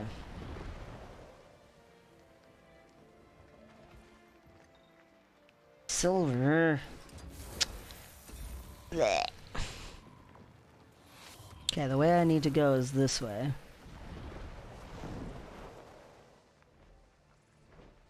I gotta find me some quaggin to free.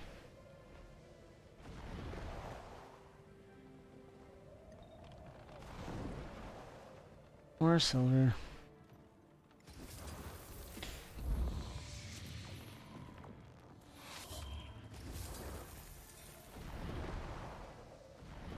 Okay.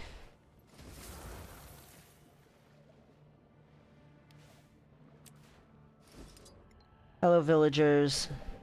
So you're the happy quaggin, so where's the not happy quaggin? Because they're captured. These are the quaggin that I am looking for.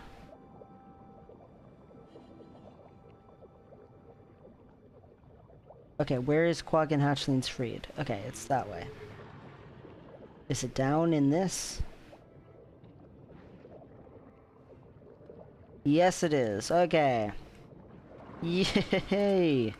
Apparently, this is an event, but thankfully I got here at a good time for the event.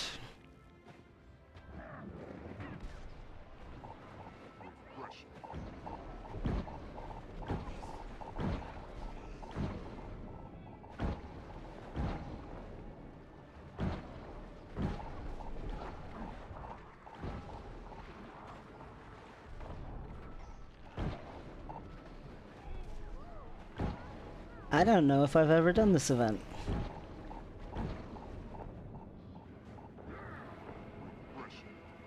Wait. Since when do... Oh my gosh, they made it so my mech buddy can be with me underwater? Thank you, ANET. I didn't even look at what the last balance patch added, but apparently it put my mech buddy underwater with me. Although he's just sort of like following around, he's not really attacking. But that's okay. I guess.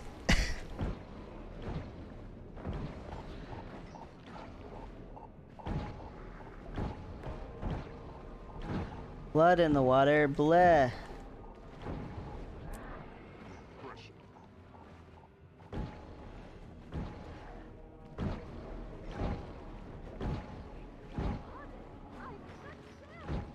Quaggan likes success. Well, isn't that dandy? You really like me then, Quaggan? 'Cause I'm succeeding in rescuing all the hatchlings. There it is, sunrise! Also, apparently I got some other achievement as well. 2 achievements for the price of 1. And a clam. Sure. And what's this over here? It is above me. Okay. As if any of these are iron nodes. Rich silver, silver. No, thank you. Why's it always gotta be silver? Guess I can come and look and make sure. Is this one? I don't know. I'm not really in combat. Or, oh. No. This is why. I should have just left it. Screw you, silver. Yay for another person being here. Help me get rid of the silver. Shark. Guardian. Oh my gosh, why is this shark suddenly out here? Yeah, my mech buddy definitely does not help me attack underwater.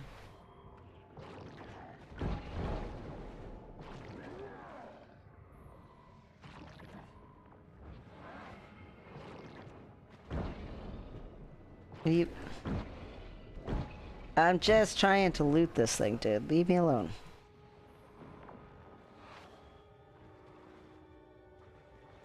Why am I still in combat? With what? Okay. Iron and iron.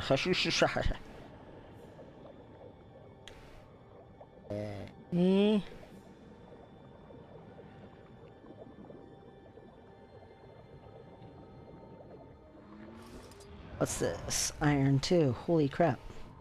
Finally, some iron ore again.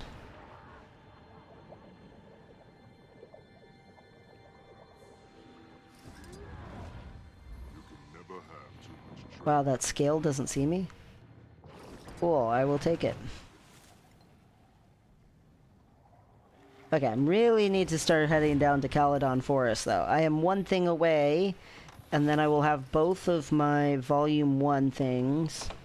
So when you finish the collection, you get a box, like I have in the bank for, lowest level version of Twilight, of Dusk. So for making the Volume 1 one, when you get the box and you open it, it gives you a crafting material, and then you have to use that crafting material to craft the very first weapon. Once you do that, you can unlock the next section. So each time you complete a section, and then you get a piece of something, and you use that to craft a weapon, and once you've crafted that weapon, you're good to go. The first part of it is the most expensive part of it. The first weapon that you have to craft and stuff is just going to be excruciating. I don't know why they want it to be that way, but yeah. So basically, they're setting you up for feeling like, wow, this is really hard, and then it's actually slowly gets like a little less hard after you do the first collection thing, and then you craft that first weapon and you do basically the volume 2 section. It is the most expensive, hardest, worst part of doing this in a lot of ways for me. Now, if you hate running around in the world and looking for events and interacting with weird locations and being part of like the lore and the history of the weapon, you might actually like the having to spend a lot of gold and the tedium of just crafting. You might actually like that better, but for me personally, I like the running around and the going to cool places and seeing what places are associated with building the weapon, and like, that's what's fun for me. Anyway, I gotta figure out where I'm saving these quagga now. I'm like Soggin something or other. What's this one? Slaver's Deeps. Witzel Bay, Dominion, Stormwreck Deeps, Ventry Bay,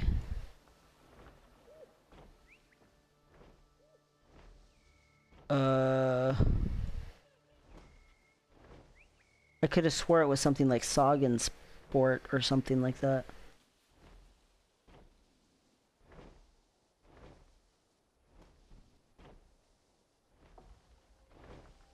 Like, these are all not quaggan areas. These are frog areas. Am I remembering this right? Whoops, not escape. Why do I keep hitting escape when I go to this? Let me make absolutely sure. Did I remember this right? Whoa, whoa, whoa. I don't want the moot. I want... There we go. Defender free quaggins of Sawgor sort from crate slavers in Caledon Forest. Sawgor sort. Where is Sawgor sort? There it is. Okay, cool.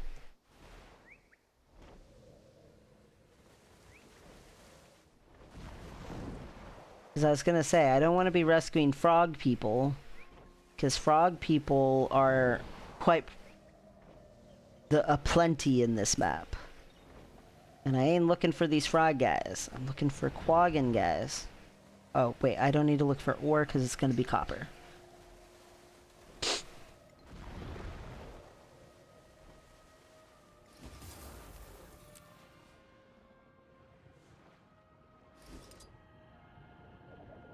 Okay, villagers.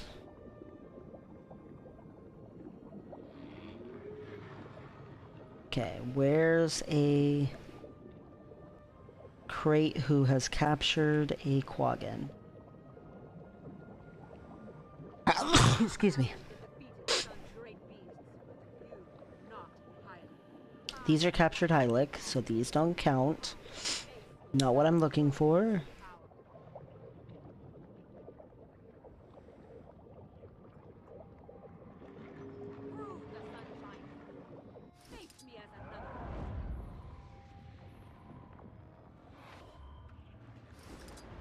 Hey, don't you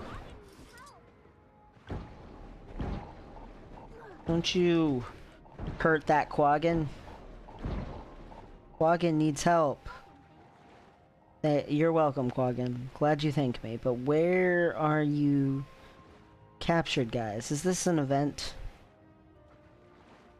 Thought I was just gonna have to show up and free some guys from some cages or something, but I am not seeing.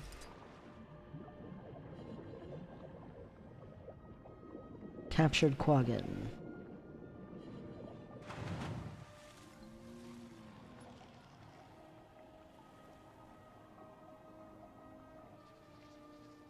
See, that's Hylic again. Over here, and I don't want Hylic. I want... Quaggan. It must be an event. Oh no, not one of you. I hate urchins. Sorry, Thunder Shrimp. You were too close to the urchin.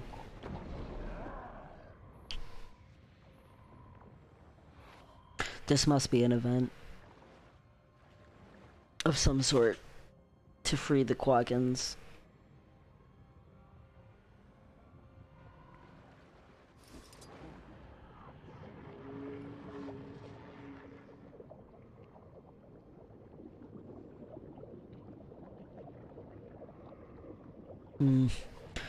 Okay, let's look this up. Okay, so what is this one called? Because I do not want to be sitting around here for forever again. Life could be worse.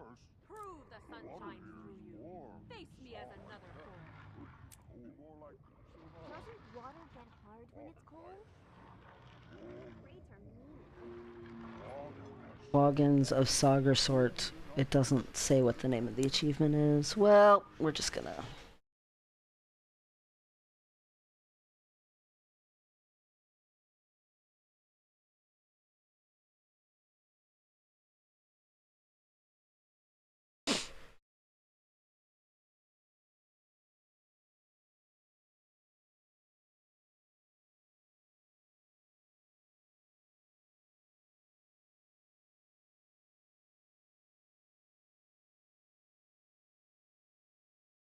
Okay, let's see.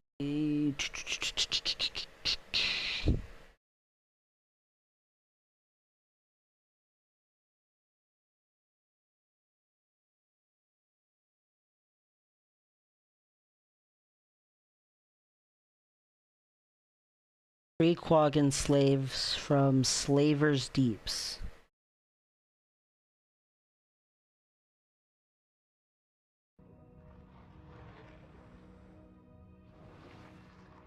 Slaver's Deeps is way down here, right? No.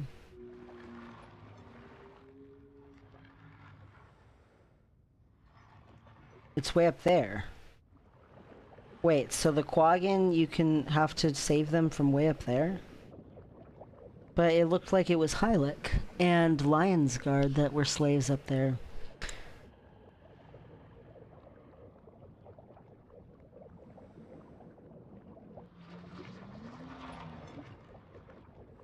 Quaggan slaves from Slaver's Deeps.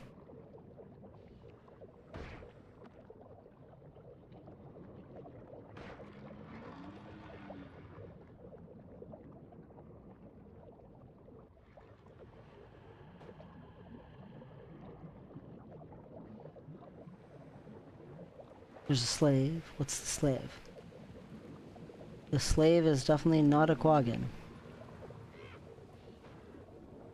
They're lion guards. That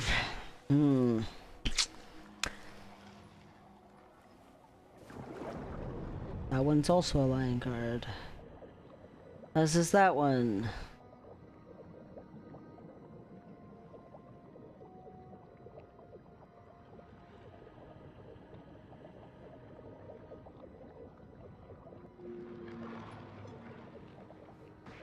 Here's the Quaggan village.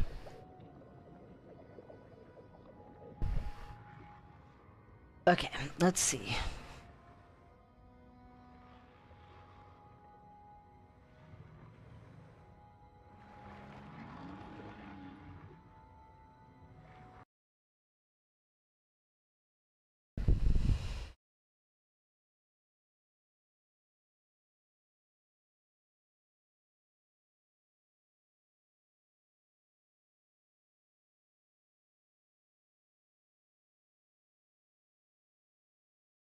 So if you defend Saugersort Quaggans, they don't end up slaves. And it is just an event that spawns. It does not seem to have some way to turn it on. So, boo. So, time to wait around. Again. But at least this time I'm waiting around somewhere I'm actually the correct place for. Urchins! How dare you! Die, urchins, die. Urchins, you are punks.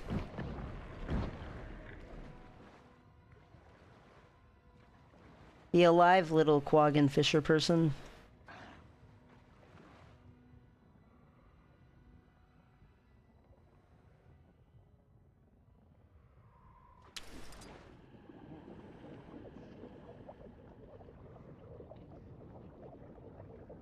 Where's this, there it is. Copper! And an urchin. What are you guys doing letting an urchin grow right behind your house? You don't want no urchins?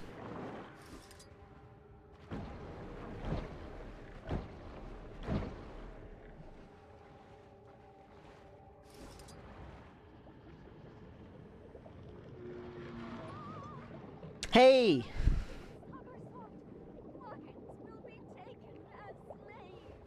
No, you will not. I will protect you.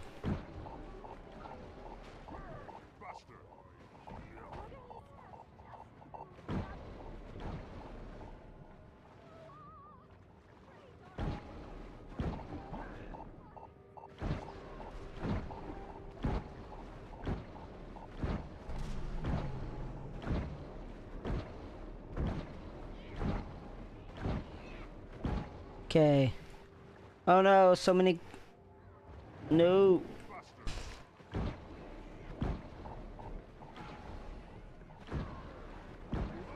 I don't want you to take any as slaves. Protect the baby Quaggins.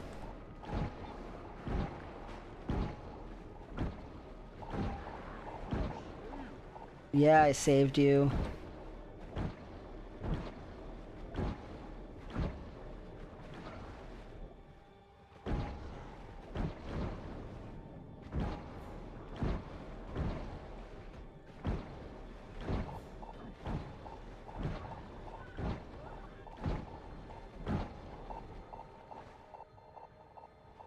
Okay.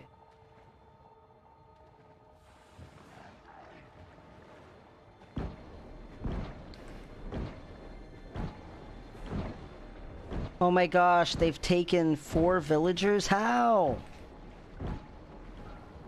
I don't think you're actually supposed to win this event from the looks of it. But forget that noise. I'm gonna save these villagers anyway. Ooh, here's one. I got it! Haha! Okay, I've got my chest of hope. Alright. I was about to leave, you freaking urchin. I was about to, like, use my Mistlock Sanctuary Pass, and you have to be a punk, don't ya? Okay. I officially have both of my boxes, so now I get to craft both of them. So what I actually need now is my weaponsmith. So I'm gonna put stuff in the bank and let my weaponsmith deal with it. Okay. That can just go right there, I guess. These can go right here. You can go right there. You can go right there.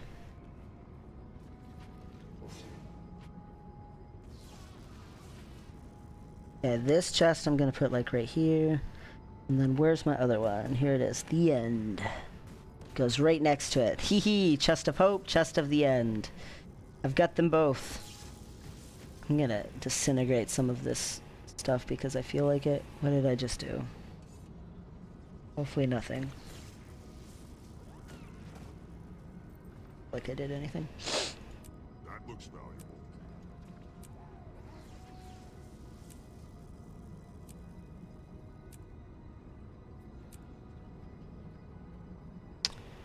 And I have these left over from key farming, so like to get some free uses. As much as I love my copper-fed salvage-o-matic, free stuffs. Put you in there. You can go up here. You go up here. And I guess this can go right here. Packed scout need material. You can go right there. The rest of this is mostly crap. That needs to get sold. Oh, I gotta disintegrate that. I'm just gonna put all these in here. I don't care. Because I just want to vendor this and then get on my weaponsmith.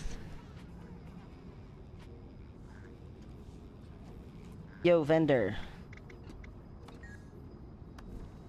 Sell that junk. Woot. Okay. Nice.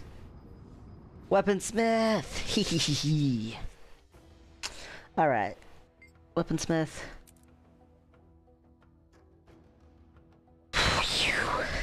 And I will unlock part 2.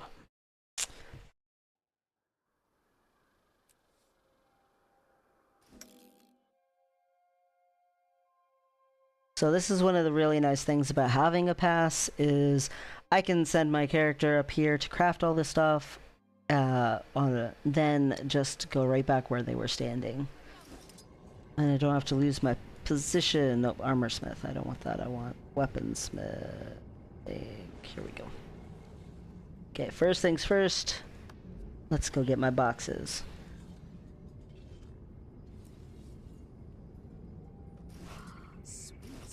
So I've got my recipe, Dawn first tier, Dusk first tier, and my 2 essences. Essence of the End, Essence of Hope. So now, in my weaponsmithing station, I want to go to production, and I want to craft my, the End. Let's see.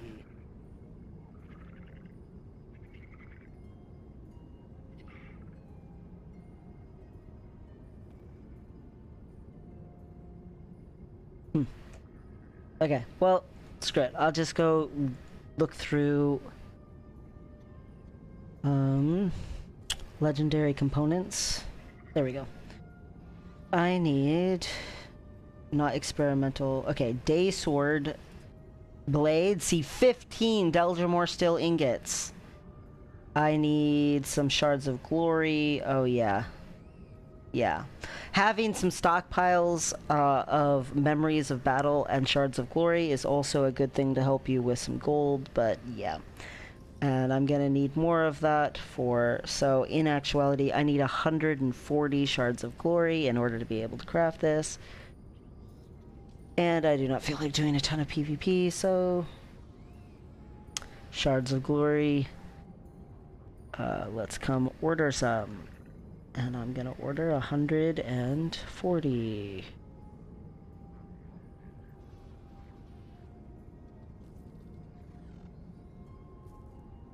They're not too expensive, so it's fine. Alright, so I did that. What else do I need? Memories of battle. I have enough. Hey! Okay, so Daysword. Blade. And then hilt. 15. And then, oh my gosh, I actually need another 200 shards of glory. Is that what I'm seeing here? That is what I'm seeing here. Okay, so let's open back up the trading post. Let's see, shards of glory. Looks like someone already sold me some, but I need to add another 200 to my order.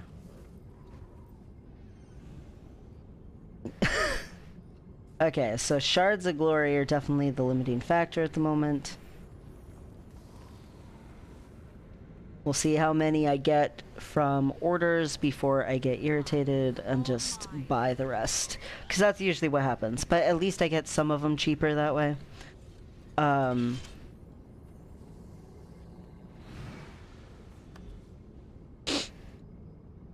wish it would stay where I had it.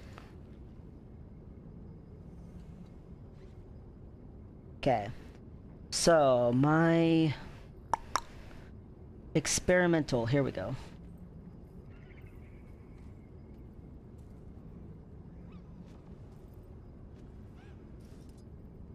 I have enough Deldrimore Still ingots because it takes 60. Holy crap, 60 Deldrimore Still ingots. Right? Yeah, 15 and 15's 30. Which means that 30 and 30 is 60.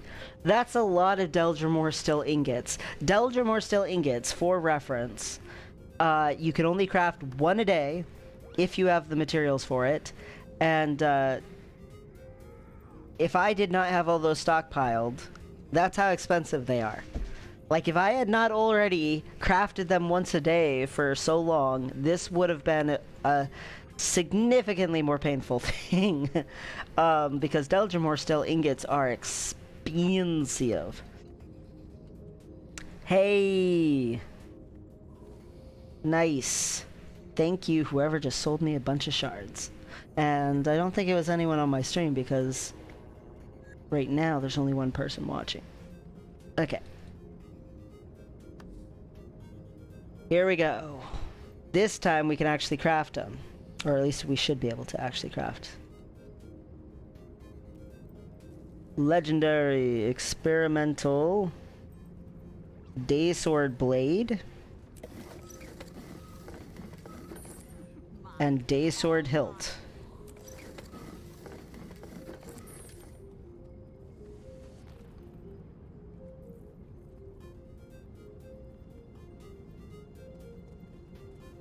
Nightsword Blade. I need more memories of battle. And then hilt, I need more memories of battle. So right now I have 30 memories of battle. Nobody else has sold me any. Do I have 170 that I'm ordering? It does not look like it. Okay, 170 I need to order. 170.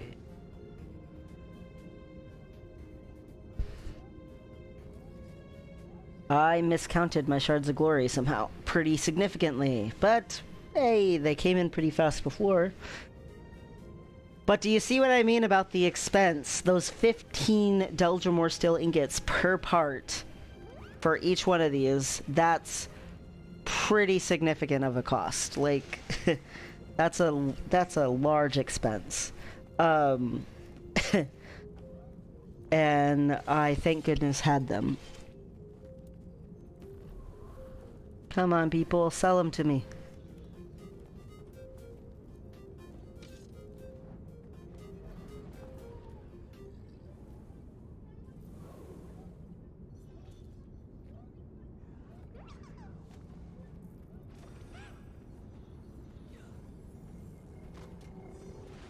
It looks like I have over 100, so I should be able to make another one.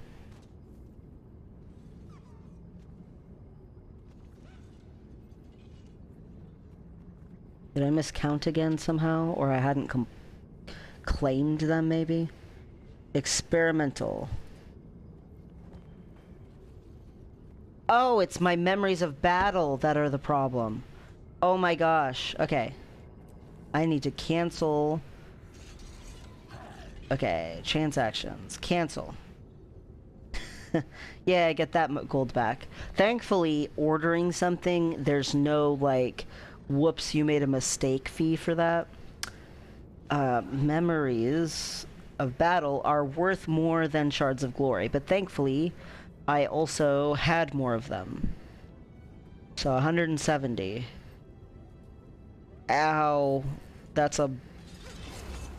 That's a painful amount to start having to pay, but still, I have not had to pay nearly as much as I could have had to pay, so this is why you stockpile stuff, so you can at least get part of it back. So hopefully some people give me some memories of battle. It is the wrong time of day for memories of battle, though. Usually memories of battle come in during the evening. I do still need Gifts of Battle, but Gifts of Battle are more toward the end of things. So technically I could go do some World versus World and see if I could get a few Memories of Battle. I'm hoping people just sell me a bunch, but yeah. But I think I'm pretty close to a Memory of Battle in my reward track. I was wrong. Apparently I already got the Memories of Battle from this reward track. Nope, no more. So I would only get one at a time, which would be not that great. So yeah, I need to just buy them. Why do you have so little placed in, person? Oh my gosh. Apparently I have not done this person's World versus Worldness in a long time.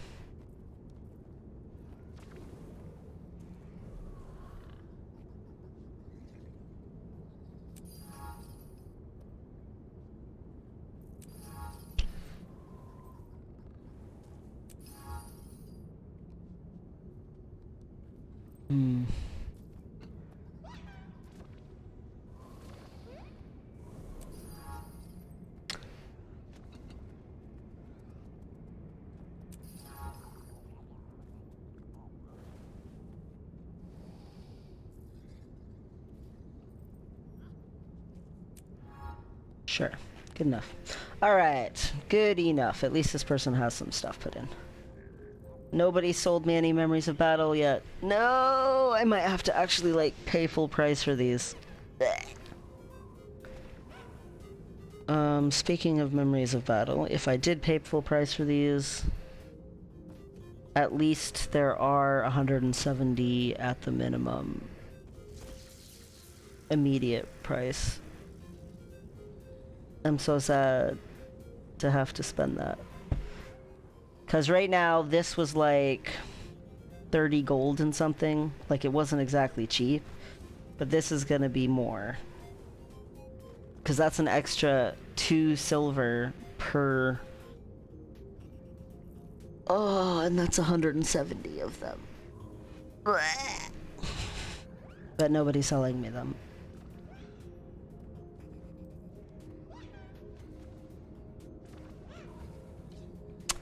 Tis a pity.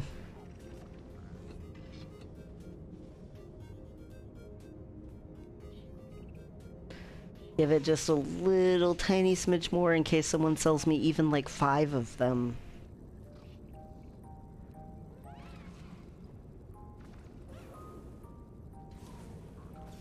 Like even a few would make a big difference.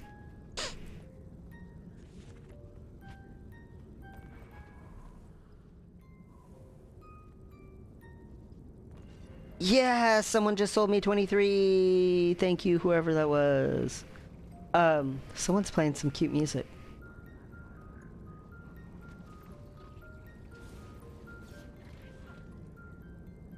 What?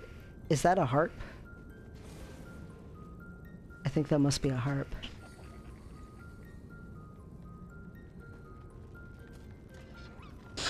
Okay, 147 left. Anybody undercut me? Nope. Still just me.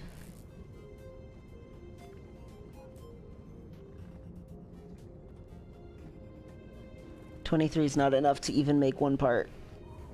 Oh my gosh, someone just sold me 37. Yes! I'm so glad I waited and didn't just buy some. I was like, I haven't even waited 5 minutes yet. Give it just a little more. Oh my gosh, and someone just sold me some more. 97 more.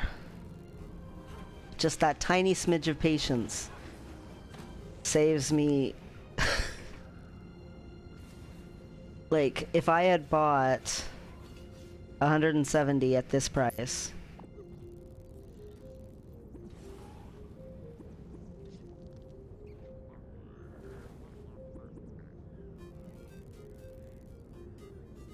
at this price right here, then that's an extra freaking 2 gold and some silver. all 97. Oh my gosh, thank you people who just sold me that. Yes! Okay. Doot doot doot doot. Now to craft my experimental dark blades. Legendary components. Experimental Night Sword Blade. So craft that. And then Night Sword Hilt. Okay. So now that I did that, I need to craft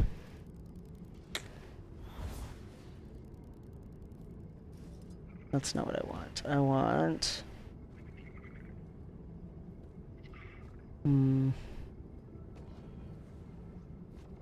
Dusk Experiment. I need legendary inscriptions. That's what I need. Orichalcum plated dell.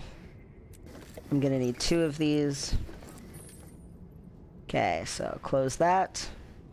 And then I'm gonna craft all 2 of these. And then I'm gonna close that. Okay, I'm gonna craft my Dusk Experiment. And then somewhere I'm gonna have a Sunrise Experiment. Dawn Experiment, there it is, right there. So Dusk Experiment and Dawn Experiment. So here I'm crafting it. And I will be able to go and get Volume 2. There it is! Yee-hee-hee-hee! Alright, and now I gotta do Dawn Experiment.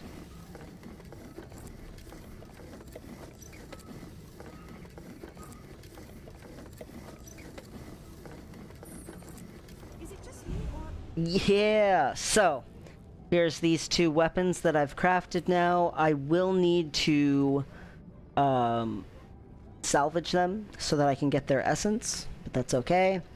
What I really want to go do is be like, here, get rid of this Legendary Journey 1 from my last one, and be like, hail, mighty crafter! I'd like to congratulate you on your initial success in creating legendary weapon. Yay! See, it's the same letter. Alright, so now that I did that, and I have both of these weapons, I'm gonna go ahead and just stick these in the bank for right now. I'm gonna put them down by my legendary stuff more, so that I don't lose them or have anything bad happen to them. Because I don't want to have anything go wrong. The whole biggest thing with me and crafting legendaries is staying organized. Being organized goes a long way. So now I'm gonna go to Lion's Arch on this little one and get started on Volume 2. So Part 1's totally done. And I explained how to do Part 1 and what I did for Part 1, even the stuff I had already done. So now, starting Part 2, the collection already exists. So by crafting the weapon with the component that we got, we now have Part 2 Sunrise, Part 2 Twilight. Now the very first thing that you get is this, but the very second thing is going to be Volume 2 book.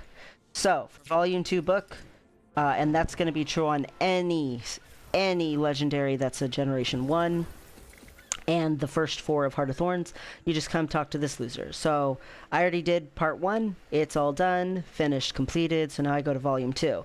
Now, these ones, for ones that I've already done before, I don't want, I've already gotten them, but Sunrise, I want this one. And Twilight, I want this one. Yay! So, there we go. Automatically, both of these collections for the legendary weapons now have one thing done on them. Now, the thing about Sunrise and Twilight, though, is they're on Part 2. So Part 2 is going to look extremely similar on them. So, I'm going to have to do Mithril Daysword requisition, Mithril Daysword blades, blade requisition, Daysword weighted blades, the Art of Daysword hilt hilt requisitions, balanced daysword hilts, daysword forging tools, desert magics, jungle magics, old world magics, ancient water magics, herbal magics, stabilizing magics. Now, that's Sunrise. But if I come off of Sunrise and go to Twilight, it's going to be the same thing. Look, Mithril Night Sword requisition, Night Sword Blade, Night Sword Blade requisitions, Night Sword Weighted Blades. See, it's like the exact same thing. Look, desert magics, jungle magics, old world magics, water magic, blah, blah, blah, blah. So these are super easy. So, first things first, I have already stockpiled some stuff that I'm going to need for this. So, the first things you're going to need is to have obtained 200 geodes for any Generation 1 Legendary. This is true, and I'm making 2 at the same time, so I have to get 400 geodes. And then you gotta have, I believe it's 1,000 bandit crests, so I actually need to go get some more bandit crests. Because I do not have enough. I gotta go get some. If I remember correctly. It might be less, but if it's 1,000 bandit crests, then I don't have enough. I gotta go get like another 100. The other things that you gotta get, besides that, are some obsidian shards. Which is why I said before, I don't have enough obsidian shards. Like, I just don't. So, in my bank, under material storage, I'm gonna need obsidian shards to turn into this lady. I'm gonna need some blooming passifloras, which thankfully I gather, like, pretty often, because I have so many characters at the end of the skipping stones jumping puzzle, and quite often there's blooming passifloras there. So passion flowers, you gotta turn in, I think, 25 of them. I'm trying to remember what other the things you have to turn in. Well, we'll talk to her and we'll find out. Let's talk to this lady. Okay. So this is the lady you turn in the magics stuff to. So when doing the crafting stuff, I'm gonna have to go get back on my weaponsmith and actually craft those things with a master craftsman. But for the magics turn in things, it's right here. So I'm working on crafting Twilight. Okay? I've heard of the Night Sword. There's magics that you can apply. Blah, blah, blah. Okay, where should we start? Let's start with 1,000 bandit crests. I was correct. So, I do have 1,000, but I don't want to do that yet. I need to go get more bandit crests. I don't have enough. So, I need to go to the Silver Waste. Let's see. Is there teleport? That's close. I guess Drytop will be where I go. So I gotta get another 92 bandit crests minimum to do this. Part 2 here. And then on my weaponsmith, I gotta do a ton of crafting of things like, I believe it's like 250 mithril blades and 200 mithril hilts, and then you gotta craft, like, you know, a whole ton of the other things that are components to swords, but for each rank. So you gotta do, say you gotta craft like 10 of them. I don't know how many it is. Really? Oh my gosh, this stupid event does not matter to me at all. There we go. You gotta craft, like, I'm flying to Silver Waste in case I come across some iron on the way. Instead of just teleporting there from Drytop. But, you gotta craft, let's say that's 10. I don't know that that's the number. But you'd have to craft 10 of each, yay, iron ore. 10 of each, so 10 dark steel, 10 steel, 10 iron, 10 copper, 10, or bronze, maybe it is, 10 mithril, 10 orichalcum, and then, like, a Delger steel eel, steel one. So Delger more steel, I'm not done with. I still have more of that I've got to expend. Yeah. It just takes an insane amount of ore and materials to craft legendary weapons. But legendary weapons are amazing. You get to... You know what I should do is go to the Iron Palooza that's in this map before I go to Silver Waste. So here at the Gallow Fields right here, so the entrance to Silver Waste is right here at Vandal's Claim, but the Gallow Fields right here, there's usually tons of iron right there. So I'm gonna actually go up there. Oh, there's something here. Go up there to the Gallow Fields before I go to Silver Waste and see if I can get a bunch of iron. Anyway, legendaries are amazing though because the stats on them are changeable at any time without having to put a weapon in the Mystic Forge. Like if you have an Ascended weapon and you want to change the stats on it, you gotta drop it in the Mystic Forge with the correct, what is attacking me? Oh. With the correct, sigil, or I mean not sigil, crafting component for making it, plus some other crap. But anyway, the point is with a legendary weapon, you can just change it whenever you feel like. And the stats will always be on par with the best gear in the game, which at the moment would be legendary / ascended gear. It'll always be legendary / whatever. So even if they made gear that was slightly better than ascended gear someday, which they don't really have a reason to do, but if they wanted to, legendary gear would still be on par with it for the stats, and the stats you can pick anytime you want. Even some of the rare or more expensive to craft stats. Oh, whoops, not Silver Waste yet. I want to go to the Gallow Fields.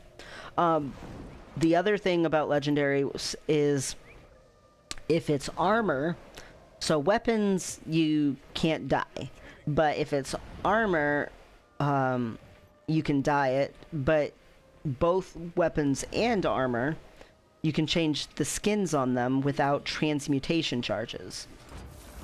So if you like to change what you look like a lot, that's really easy to do, and like not complicated at all if you have a legendary.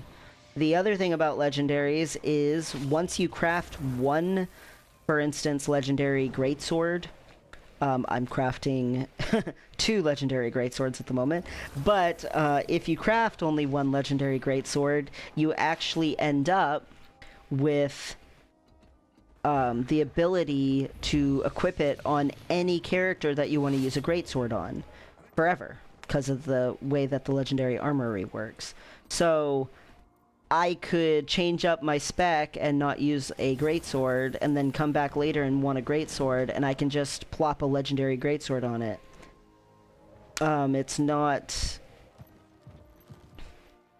It's not anything that I have to think about or worry about. The other thing about legendaries is you can equip runes and sigils on your legendaries and take them out anytime you want, and infusions too. So if I got high-end stuff for a fractal character and for some reason wanted to change that fractal character into a different character being my fractal character, I could just take all that stuff off of that character and put it on the character I wanted to have it on instead. So yeah, legendary weapons just have so much that you can utilize and do with them, even besides the fact that the way that they look is extra special.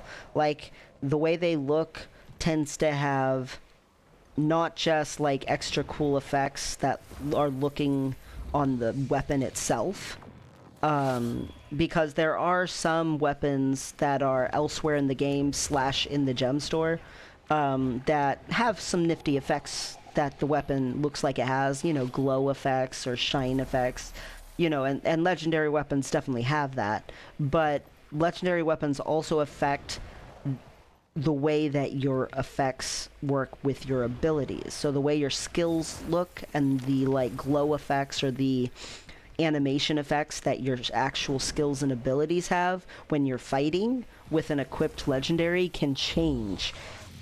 Also, like, sounds can change, and the way your character looks can change. A lot of legendaries affect the actual look of a character itself. Like, for instance, Bolt, when I eventually go for Twice Told Legend and do stupid Bolt,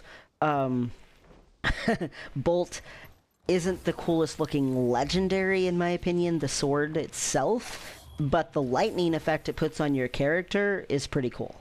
On top of all of that, legendaries also give footprints.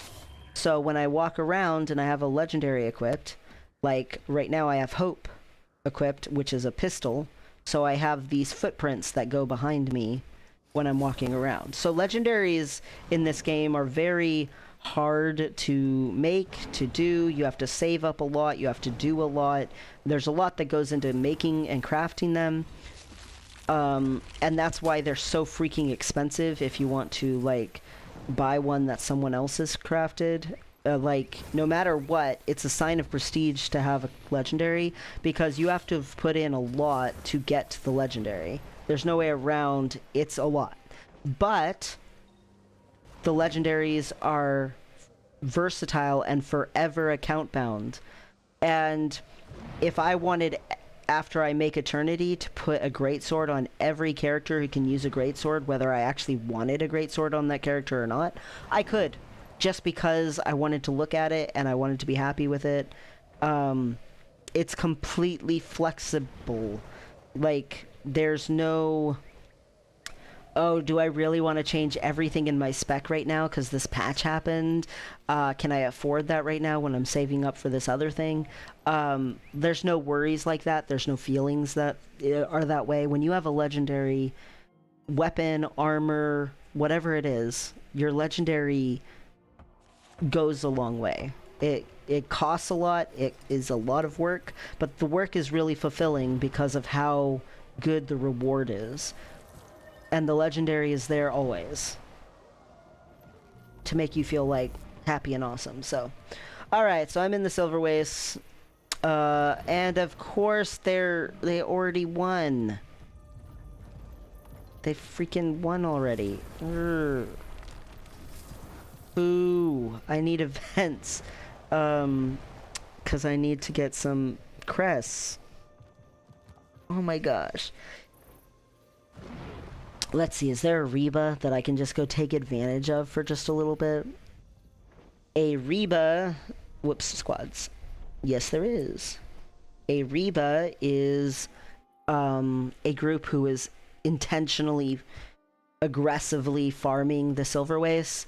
It's called Reba because the forts are red, indigo, blue, and amber. And so they just go around in a big loop getting credit and hits in. Following around, yeah, see, they just go around in a big loop. Like this. Getting hits on as many events as possible. So I'm gonna try to do that with right now. Let's see, where's some baddies? There's some baddies. Yeah, give me these baddies.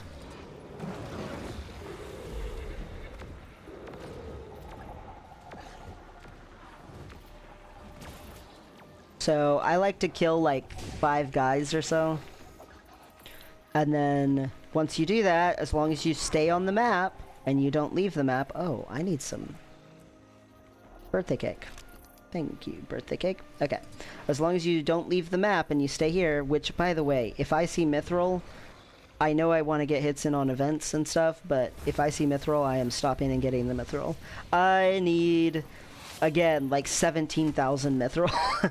So, I thought I saw a Lost Bandit chest over here, but whatever. There is Mithril over here. But Mithril is something I am in a lot of need of. And as much as I could just buy it off the trading post, I am going to have to probably buy some off the trading post. Like, there's not really a way around that. I don't want to have to buy all of it from the trading post. Res a couple people for this event, I guess. Because this event's almost done. Okay, so got some bandit crests from the first event. Can I get some from this event before I stop stunning me? Before I can't anymore, because it's 35 seconds.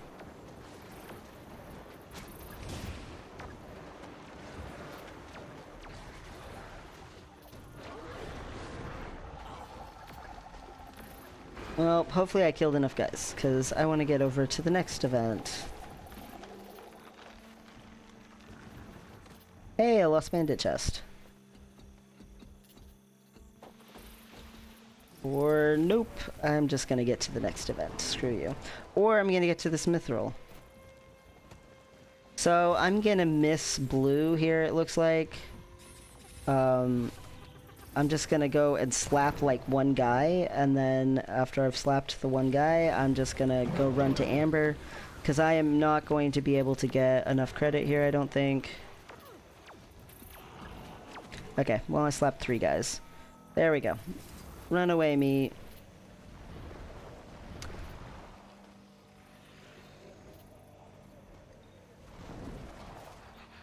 Mithril. Okay, this one has a minute left on it, so that's a lot better.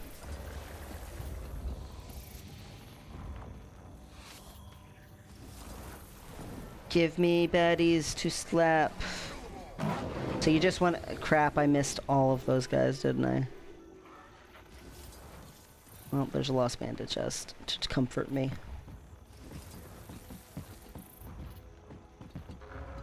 But see, if you join an actual squad for it, then the bandit chests are marked and stuff like that. There's 25 seconds left and I haven't killed anything. Here we go.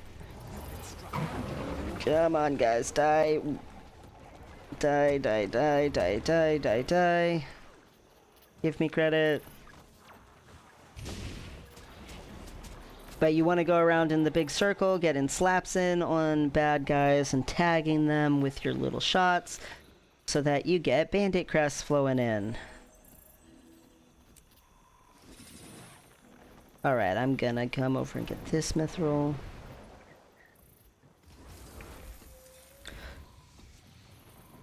Last rotation.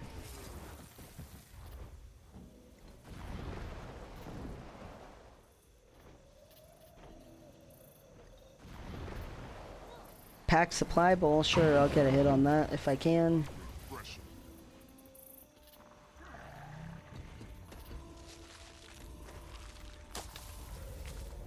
Oh, okay, maybe I can get a hit on the yellow one. There we go.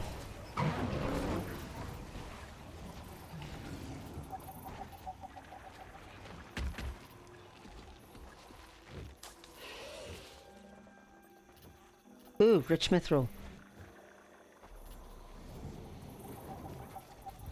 Although in the Silver Waste, rich mithril is, like, glitched. And, once you unlock one, if you find another one, it only gives it to you, like, twice. It's weird how that works, but whatever.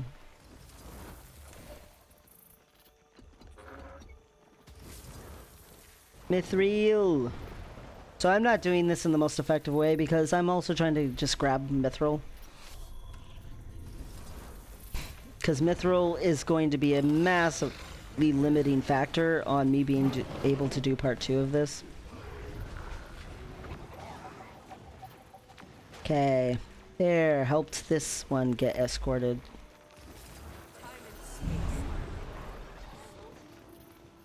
Okay, where are you being attacked?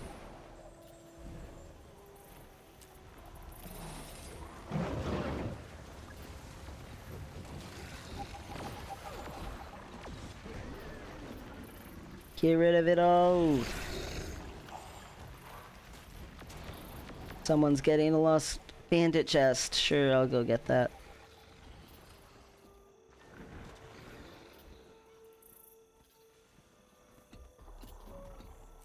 So, I am almost there already. Let's open these. That looks valuable. So, I need 18 more. Okay.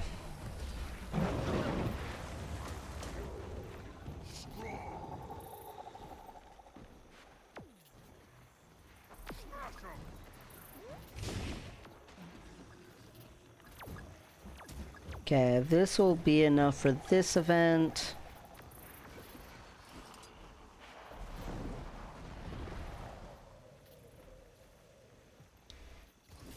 Another bandit chest, yay me. That looks valuable.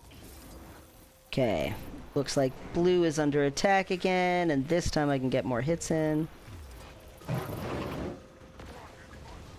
Yeah. See, you want to get enough hits in that you're actually getting gold for these events.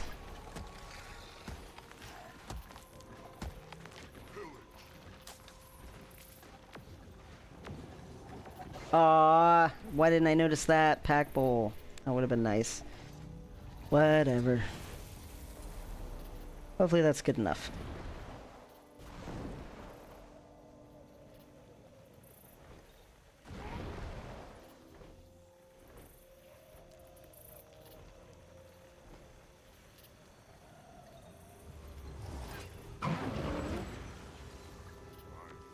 Want more to kill than one guy.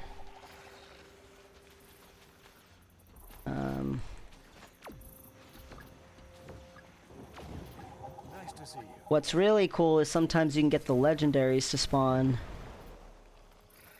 But that's only sometimes.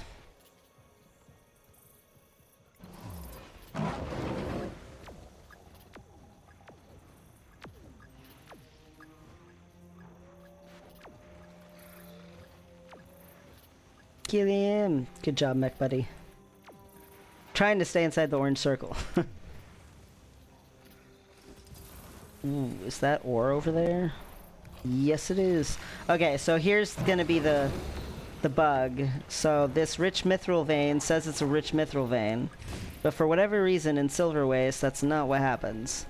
I'm gonna come over and get it, and when I do, 1, 2, and it's gone. This is the only map that seems to happen in. Don't know why it happens, but yeah. Honestly, I probably shouldn't have landed. I've killed enough stuff here. I think I'll get credit. Fine. Alright, time to carry onward. If I can. There we go.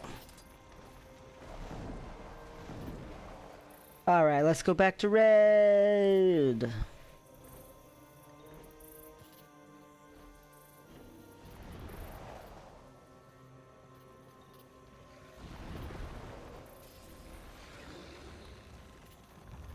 Okay. Yes. Getting a hit on an escort. Return, my friend. That's good. Ooh, a Mordrum just spawned.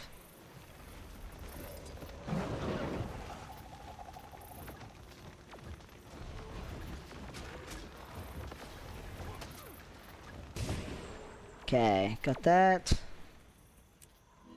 Can I get to this escort before it's done?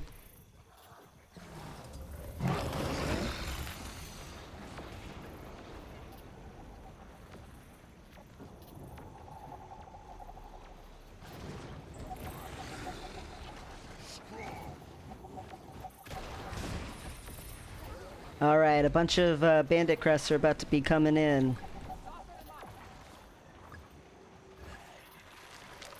Ooh, yeah.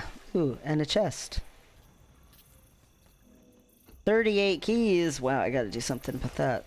But I don't have the bandit crest to do something about that because I've only got 2,000. But 2,000 is enough. And see, you get obsidian shards here. And I do need obsidian shards, so... Anyway, I gotta let my key problem be a future me problem. Future me can deal with that problem. Gonna go ahead and get myself an ancient sapling. We're on the verge of breaches. How did I not get that? I must have, like, started opening it and then interrupted myself or something. Alright.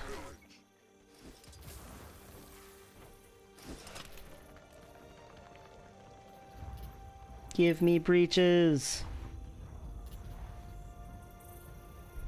This one right here I think has to finish and then we'll get the breach and then it'll be kill some bosses time. I should go somewhere where there's more than one person though. Breach, yeah, there is a breach. Okay, tons of people going into red. To red I go! So now there'll be a big hole underneath of each base where the boss has sent some minion champions to come and protect it and the area by taking out these bases that we built up.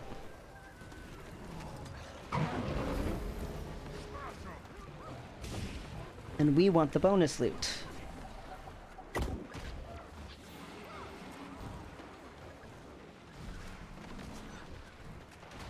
And each one of these has their own mechanics. But if you're on a Reba map, you can kind of ignore the mechanics to a certain degree. Because there's going to be enough people around who know the mechanics and know what to do that you don't have to, like, stress about it.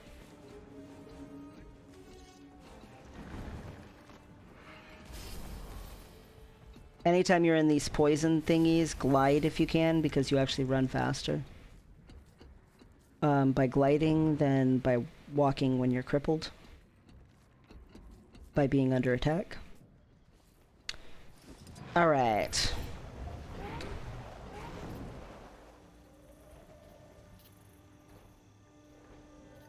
Only one is left. Don't know which one it is, but that's okay. Alright, so once these guys are down, then now it'll be just a little 3-minute wait, and then we get to take out the main boss. The main boss takes a few minutes, but totally worth doing it for the bandit crest, because I am going to be very bandit crest broke after this boss even, so I have enough to do my legendaries, but I don't want to have 0 bandit crest. That would be not the greatest, so.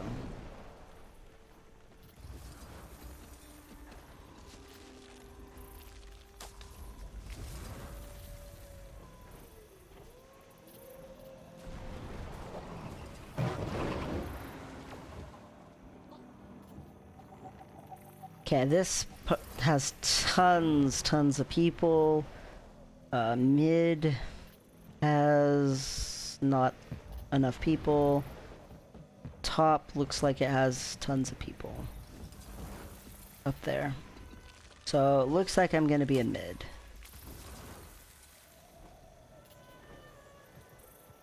Ooh, top has banners. Yes, please. I'll take even one banner. Also, packed scouting materials.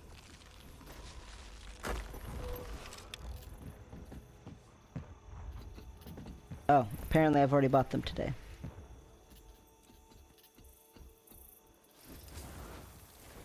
And just didn't remember. Alright, to middle I go.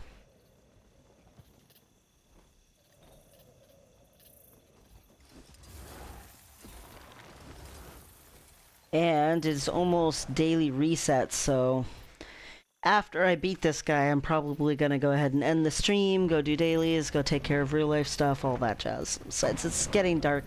It gets dark so much sooner now. Ugh.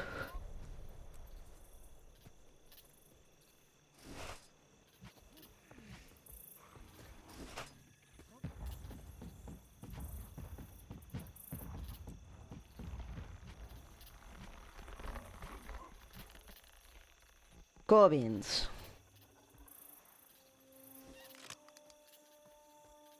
Did I not do this today? I think I need light, not medium. How did I not do it? Or is it saying that it flipped?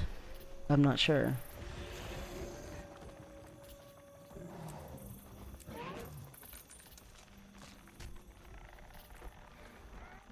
Oh, come on. I was I was almost done getting that. Your attention, please. We're moving out. Get that siege weapon to the gate. There we go. Okay.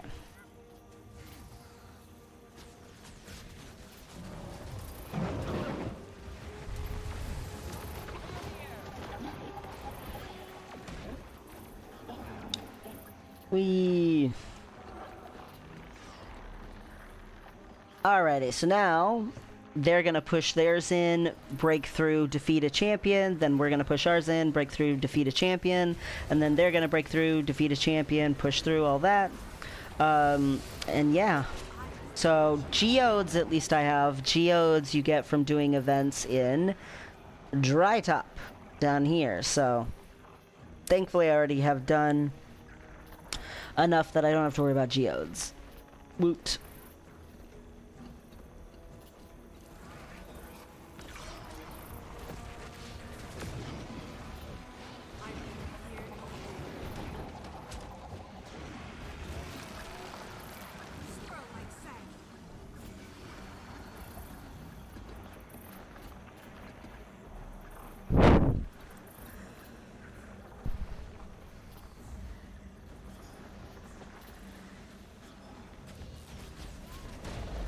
Hilly baddies.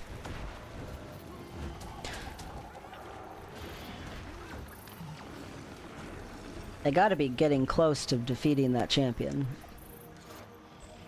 There we go. Alright, so now it'll be our turn to go in and defeat our champion.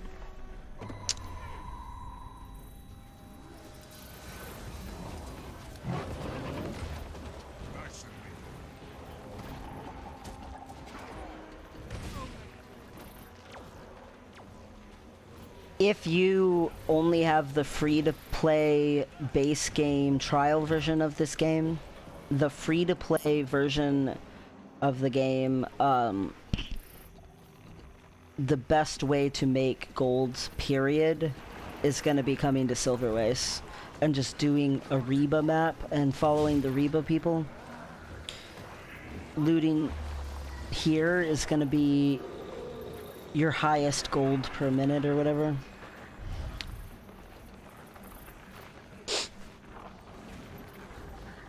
If you're someone who doesn't have anything higher than that.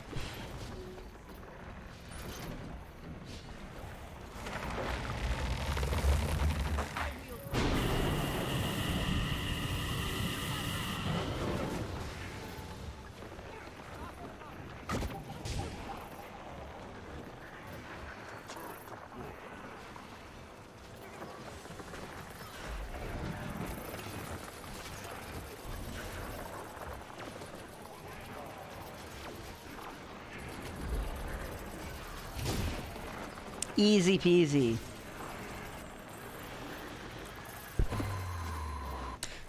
See, you don't even have to really worry about mechanics when you're on a Reba map.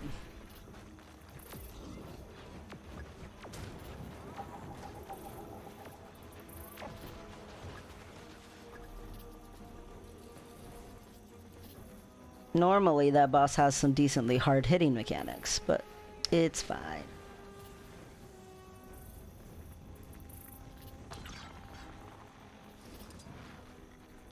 That little mini-boss. That's why mid sometimes has the least amount of people, is because they don't want to deal with fighting that thing. But on a real Reba map, it does not really matter. Unless you need the achievements, you do whatever is in need of the most people, because the mechanics aren't really going to get you. And there's almost always some sort of Reba map in the looking for group, so...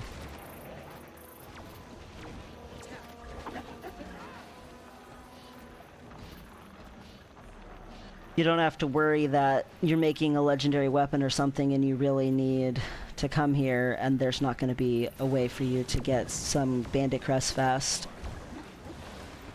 It'll be here.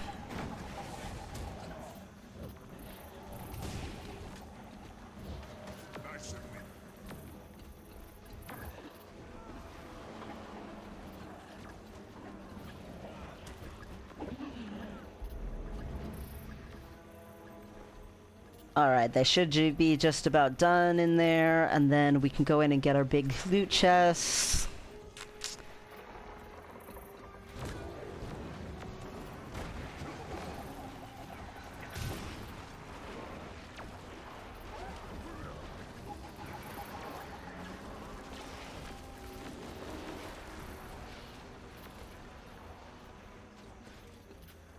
Come on, guys. Finish it off. Give me my treasure.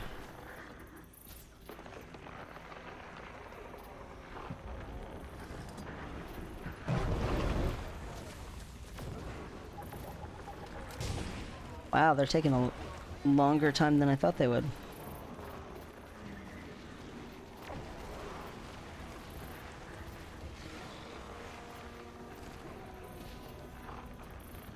Okay, there's the proof in the pudding. It's almost dead. Woot!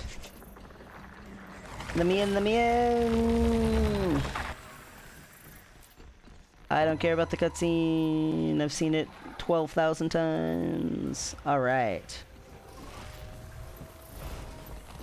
So these little chests still take a key, but this bigger chest right here does not take a key. It does auto loot for you if you're close enough, but if you're not close enough, it does not auto loot. So always run past it and make sure it looks like I looted it already. Alright, now everybody's gonna be running around doing bandit chests, and as much as that's great, like money-making loot, that's not great for someone like me who doesn't have nearly enough bandit crests right now. Apparently I've already gotten this chest. So, I'm gonna follow them back to the base, buy a couple of keys to make up for the keys I lost, and then I'm gonna probably call it good. Even though you can go around here, like, quite a bit, I'm hoping that I will get in a hit or two on a champion, because there are some champions that spawn and drop champion loot bags.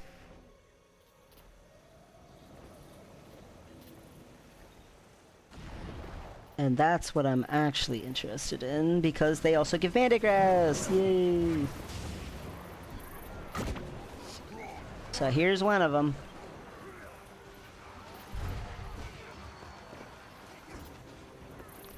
Did people already kill the champion wolf? They did not. Nice.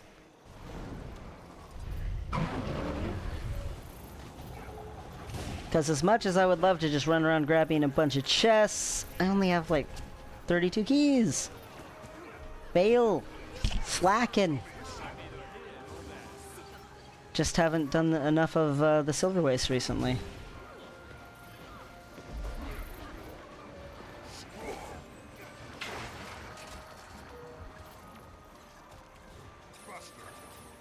Alright. Bandit crest, and then there's gonna be another champion over there.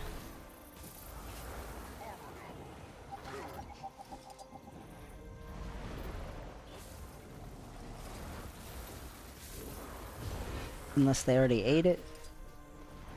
Okay, I'm gonna get the chest after I get some hits in.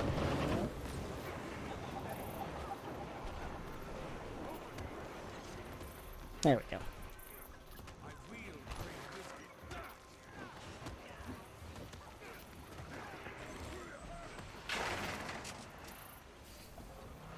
Okay.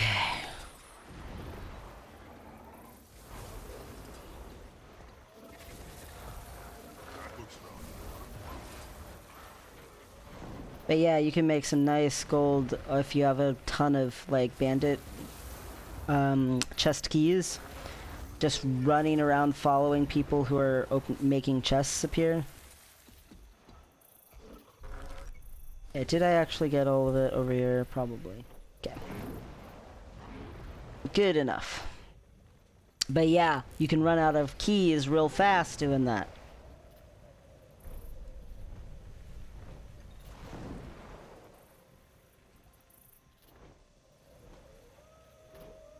But that's okay if I don't get them all, because, again, I don't have enough keys to get them all. I just don't.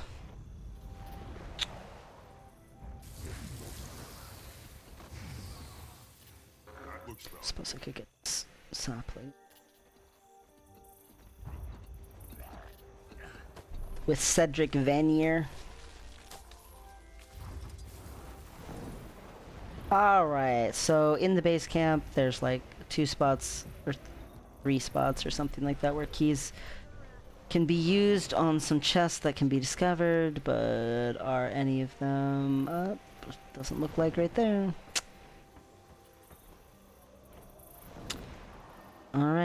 It's over here.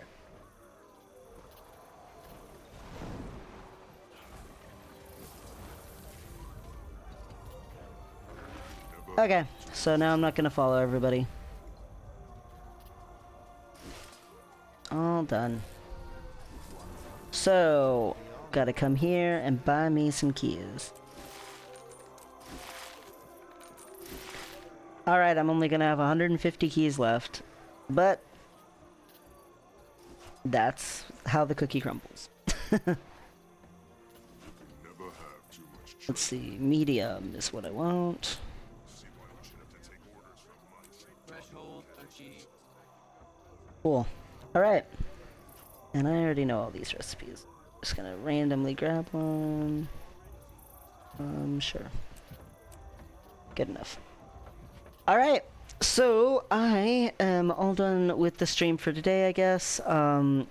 I got my bandit crests, I just have to go turn them in and stuff, so I guess next time I start streaming, I will start with that.